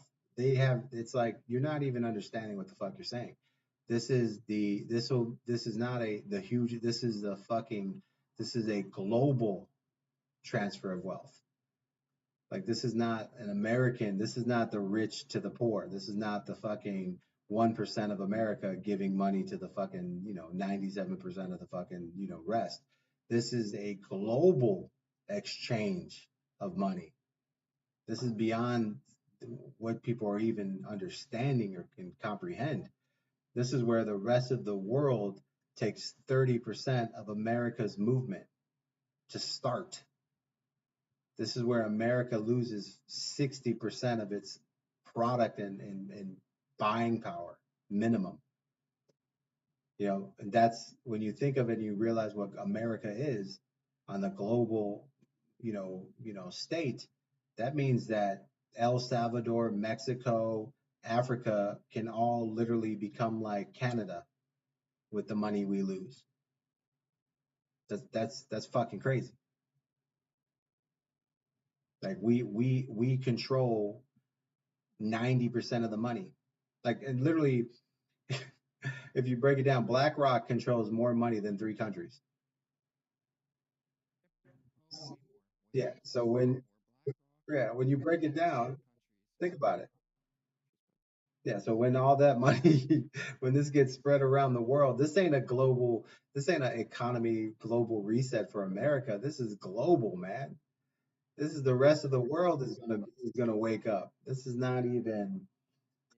This is way beyond what everyone's talking about. They don't even realize how big this is. This is this is life changing. This is history changing, man. This is the moment where the fucking globe raises up. I mean, we're talking about an end of an empire. This is the end of a fucking dynasty here, man. This is the end of the Roman Empire right here. This is way bigger than everyone can even imagine. It's fucking crazy. Now, where we fall at the end of it, I mean, the best part about it is back in the day, if you lived in Rome and the Roman Empire collapsed, you had dirt and horses, and you had to live in your land where it was shitty, right? Well, unfortunately, today we can just hop on a fucking plane and be in Costa Rica living like a fucking king. Things have changed. You know what I mean? Things have changed. Like you know how much how much the average person, a normal working person makes a month in Costa Rica?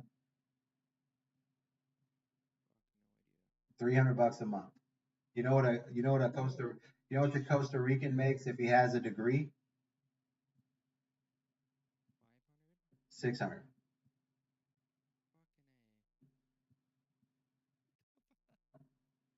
You see what I'm saying? Like when you look at global economics, that's when you truly understand what's happening here, right? I don't like I look at this and I'm like, they could tear this whole place. Like people are like, what's gonna happen? I'm like, I go to Mexico, bro. What the fuck you mean? Like you could go down to Mexico and have, I mean, they're making average right now. They're clearing about 50 bucks a week. I mean, you can go down to Mexico, build a house. I got all types of buddies that built neighborhoods in Mexico. They've been building houses down there for the last shit 30 years. Like when I was younger, I used to have a lot of we had extra houses, and a lot of Latin people would come from Mexico and get jobs, and they would work. They would like stay in apartments and stuff, and I got to know a lot of the people, and they were just, I mean, just sending money. Like over here, there were chefs and stuff, cooks, and they were making 500-600 bucks a week. But in Mexico, they make like 30-40 bucks a week. So when you have three brothers sending, $400 each a week, that's like that's a year's salary a fucking week. So after a year, bro, man, they built like 30 houses in a neighborhood. It was crazy. I remember one time they were telling me, "Oh man, I can't believe it. We had 10 houses. They robbed us for our toilets." I'm like, "Huh? They took your toilets?" And they're like, "Yeah, man." I'm like, "They took your toilets?" And they go, "Yeah, bro. In Mexico, a toilet is worth a lot of money." And I'm like, "You talking about the toilet right here that we go to Walmart or Menards and we pay, 40 bucks for, 50 bucks?" He's like, "Yeah. In Mexico, that's like $1,000." And I'm like, damn. He's like, yeah, they went into our house and took 10 toilets. It was funny. I thought it was hilarious, but it's hilarious. Like who steals the toilet, right? But when they were like, yeah, they're like, yeah, gringo, pinche way, this is what they did. I'm like, oh, okay. Right. But when you learn the economics of everything, you're like, dang. I mean, a toilet, that's like, that, I mean, when you go back in history, if you had grapes in your house, you were considered royalty. Like back in the day, the only person that ate grapes was royal, right? So it's like we forget where we live because we're in America and we're like we're the top of the chain, but all these other countries, they got nothing. Like Mexico is literally connected to America. And you could go from Texas to Mexico every day, but they're still in toilets. I mean, it's insane when you really like know the global economics of it all. It's pretty crazy when you think about it. So the rest of the world is starting to gain money. It's like, yeah, I mean, in the long run, are we going to be hurt overall? Yeah, we're gonna have to pay high inflation. We're gonna get rid of a lot of, we're gonna have to order, stuff from other countries. And all that's happening is the businesses are gonna have to fucking, diversify and all that. But it's gonna be hell because everybody's going to be battling for the same dollar, right? And it's going to be a very interesting concept of who they decide, like who's going to make money, right? Because the money's going to leave the country no matter what you do, and most people are going to realize that, you can make the same businesses in other countries and get paid more. Like you can live in Mexico for 600 bucks a month and have a nice 3-bedroom home, And for 800 bucks a month, you can have a maid and a chef. So why would you live here? Eventually things get better. Money. Yeah, it's crazy. So that's the transition that we're in over the next 10 years. Like where that ends, who knows? But at the end of the day, we don't we're buying an iPhone for $1,200 when it costs literally 50 bucks to make, right? All these big companies that Yeah. So all these companies that have ripped the American off and all that eventually will become, less. And they can't tell you that they didn't rip you off because if you look at their cell phones and you say, look at Xbox, right? So video game companies, Activision, right? So if you have any type of PlayStation, right? So let's say you had a PlayStation game, right? And you go online to buy a PlayStation game. A PlayStation game online for America, 65 bucks. You ever go to GameStop? $65, right? Well, you can order the same game in Mexico for $7, right? You can order it in other countries for $4, right? That's why they went digital and started doing downloads because when they sold it in other countries, they were selling for 3, $4, but it was they were only making 5, 10% on that because it cost to develop and make it and all that other shit. And then when they went digital, they went up to like 80 to 90% profits. So they were able to fucking instead of making 300 million quarterly, now they're taking in 600, 700 million quarterly, right? And selling to other countries for pennies on the dollar.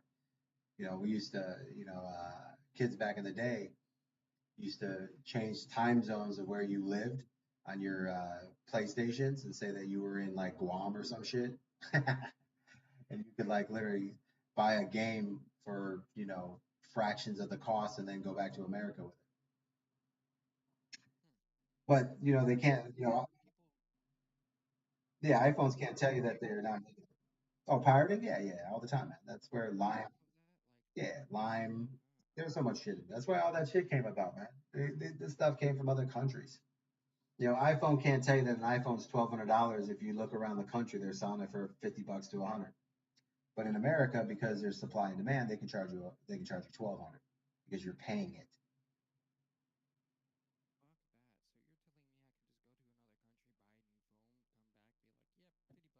Yeah, yeah, yeah. That's what most people do. So like in China, like if you go to China and you like suppliers, based on what they're getting, right? So a lot of people work in factories. There's a thing called waste, right? Every company has waste. It's about 0.5% to 1%, meaning that, out of all the products they make, there can be so many products that are bad, right? So a lot of people that have family in China have people that work at factories. And what they would do is like, take the phones and just say they're waste and throw them in the back and then, they put them online. It's common shit. You had to find the legit people, like the people that actually worked at the factories. But they have all this. I mean, they have all the same technology. It's all the same shit in all the fake phones. I mean, the only thing you're just trading a little bit of this for that. But at the end of the day, it's all the same shit. Like I remember I used to buy cell phones from Australia, and we used to get the fucking $600, $700 Androids for like 50 bucks. And the only thing that was different was when you downloaded it, the home screen was for Australians. Yeah, yeah. You switch your time zones, and that was it. And then the only thing that kept popping up the same was the home screen, because it was for Australian people. But that was it. That was all, man. It was like the same shit over and over. But that's where we're at, man. We got 10 years of figuring out what's going to happen to all this madness. But at the end of the day, when it comes to crypto, it's just a bunch of lobbyists stalling the inevitable, and but when they should be, fighting for our business and deciding, like, offer me a better deal, tell me that it's cheaper. Like, do business. Like, stop using people stopped doing business and started, bribing the fucking Congress to just pass laws and force us to buy insurance, force us to have health insurance instead of fucking lowering their rates where we could fucking to make a decision. Right? You don't need a CEO of a health insurance company making 300 million a year. The fuck? Like, come on, let's just no nothing, nothing. That's the point. So when employees are making that much money across the board, maybe their product might be too high priced. But that's where people have to like, understand like we're in this whole dilemma because of the lobbying. And right now crypto's going to expose all the bullshit and people are going to, everyone's already pissed off. They already figured out with, GameStop and everything that, the fucking markets are rigged and it's just a bunch of shit out there, bro. It's all coming to unbelievable halt, but that doesn't mean it's going to be great. You know what I'm saying? Like once something, yeah, once something goes a certain direction, things don't become easier, you know. So that's where we're at right now. We're in no man's land. We're just waiting for um, all the things to happen. And who knows where that's going to take us, brother. So all you can do on your own, yeah, it's epic. So the only thing you can do on your own is figure a way to stack as much as you can, get yourself prepared for going somewhere else or until if it gets bad, and then buying up all the cheap shit and figuring out the next part. But definitely life is changing for the global world, which is that's kind of the massive change of money. It's global now, which is who knows how that's going to work out. It's the first time that's ever happened. So it's going to be interesting, man. But I mean, stay focused on money, stay focused on stacking. What's going on, man?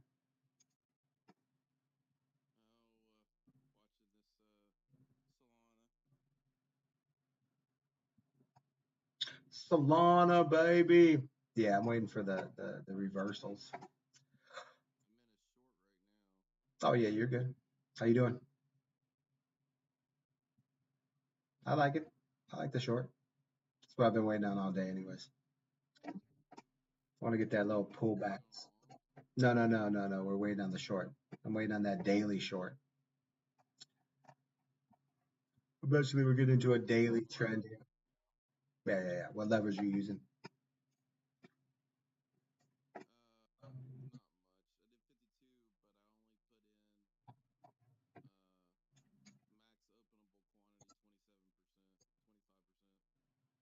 Okay. Yeah.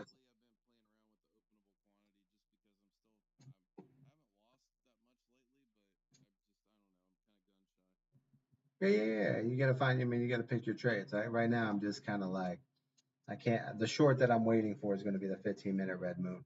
So right now, I'm just in consolidation mode. 15-minute red moon is going to trigger a short for me, but not until then, which could be a minute. Could be a minute, man. But that's what I'm waiting on. So if you look at the 15-minute, as soon as I get a 15-minute red moon there, then I'll be looking for a short. That's probably going to come around once we get the 1 hour at the top. Yeah, the 2 hour headed down, but we got a little bit of ways to go here. Yeah, so I'm looking for the big daily short on there, which is probably over the next day or two.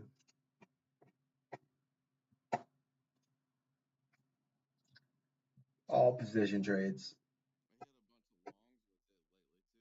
Yeah, yeah, yeah. I mean, if there's no short, the only option is a long. Ugh. But yeah, that's it, boys. So tomorrow, guys, I'll hop on around this time. I'm gonna go make lunch and shit and go hit the gym and shit. Yeah, but focus on looking for like the beginning of the trades, right? Look for your early entries, and if you don't find it, just go look for other coins, right? So play your 15-minute, play your bigger time frames. Look for your 1 hour trades, right? Our 1 hour trades are the best ones. We have our shorts here. I like if you're position trading, gives you a little more life to it. Go to the 2 hour, 3 hour moons. Play those trades there, right? So right here, now the trend for the Sol is still looking like a short side. So just play that at the end of the day. Green moon, red moon, and then just play those long position trades for the days. That'll keep you guys in simple positions. Like Sol right now is in a short position here, so until that moon changes on the 1 hour. It's still red, so you are still in a short. So just play the position trades, man. Easier to deal with.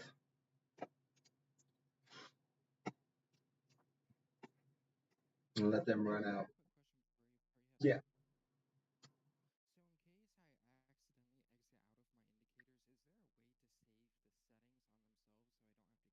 Yeah, right here. You see my screen? Go here. Click on here. Here's where you can name. So once you have a name, you just hit save. And then you yeah, hit or go yeah, hit save right there. Hit save. And then name it.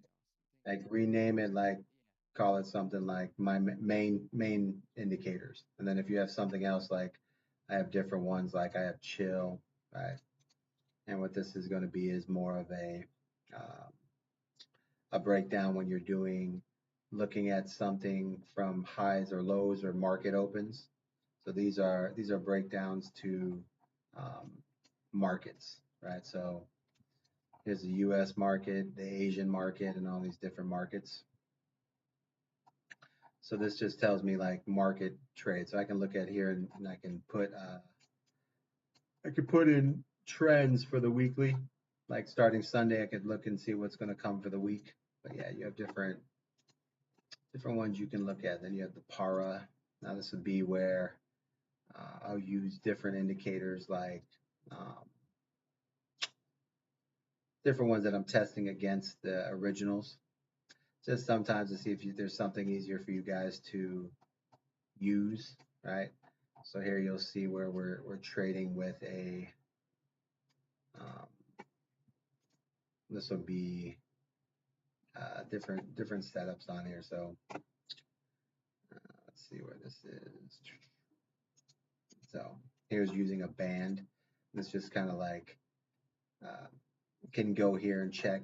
For instance, let's put this on Solana.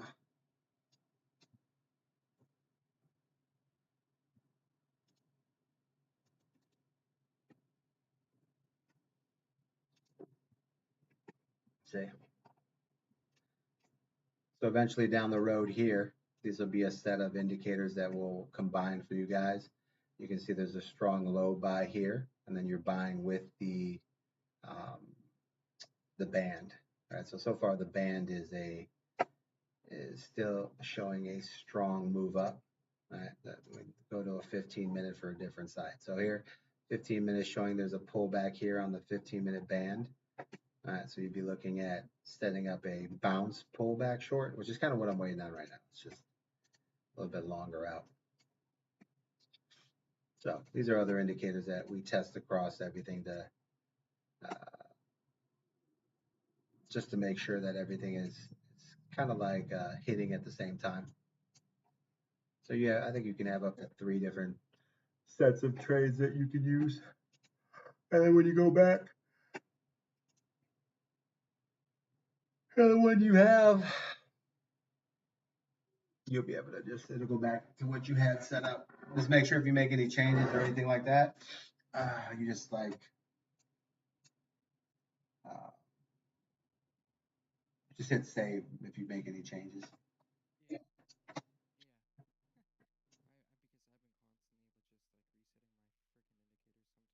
Yeah, it's a pain. So for me, it's a lot. I'm just waiting on that 15 minute. I'm gonna ride this out until that 15 minute pops in.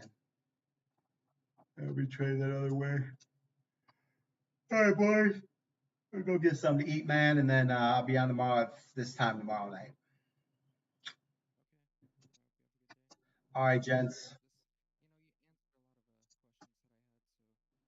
Yeah, I just want to get to where like we start using steps. Like I think the biggest thing is just getting to where you're using the same concept over and over and over, and then watching the results so that you can go back and like see where you made the mistake, and then you can eliminate the one error. Like okay, because sometimes you can't get rid of every loss, but if out of 10 trades you're winning, 300%, then all you need to do is improve that to 400, 500, 600%, and then, that's a pretty good ratio.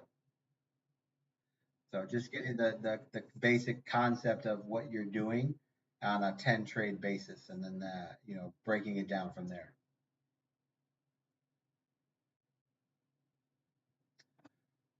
All right, boys and girls, I will catch you tomorrow.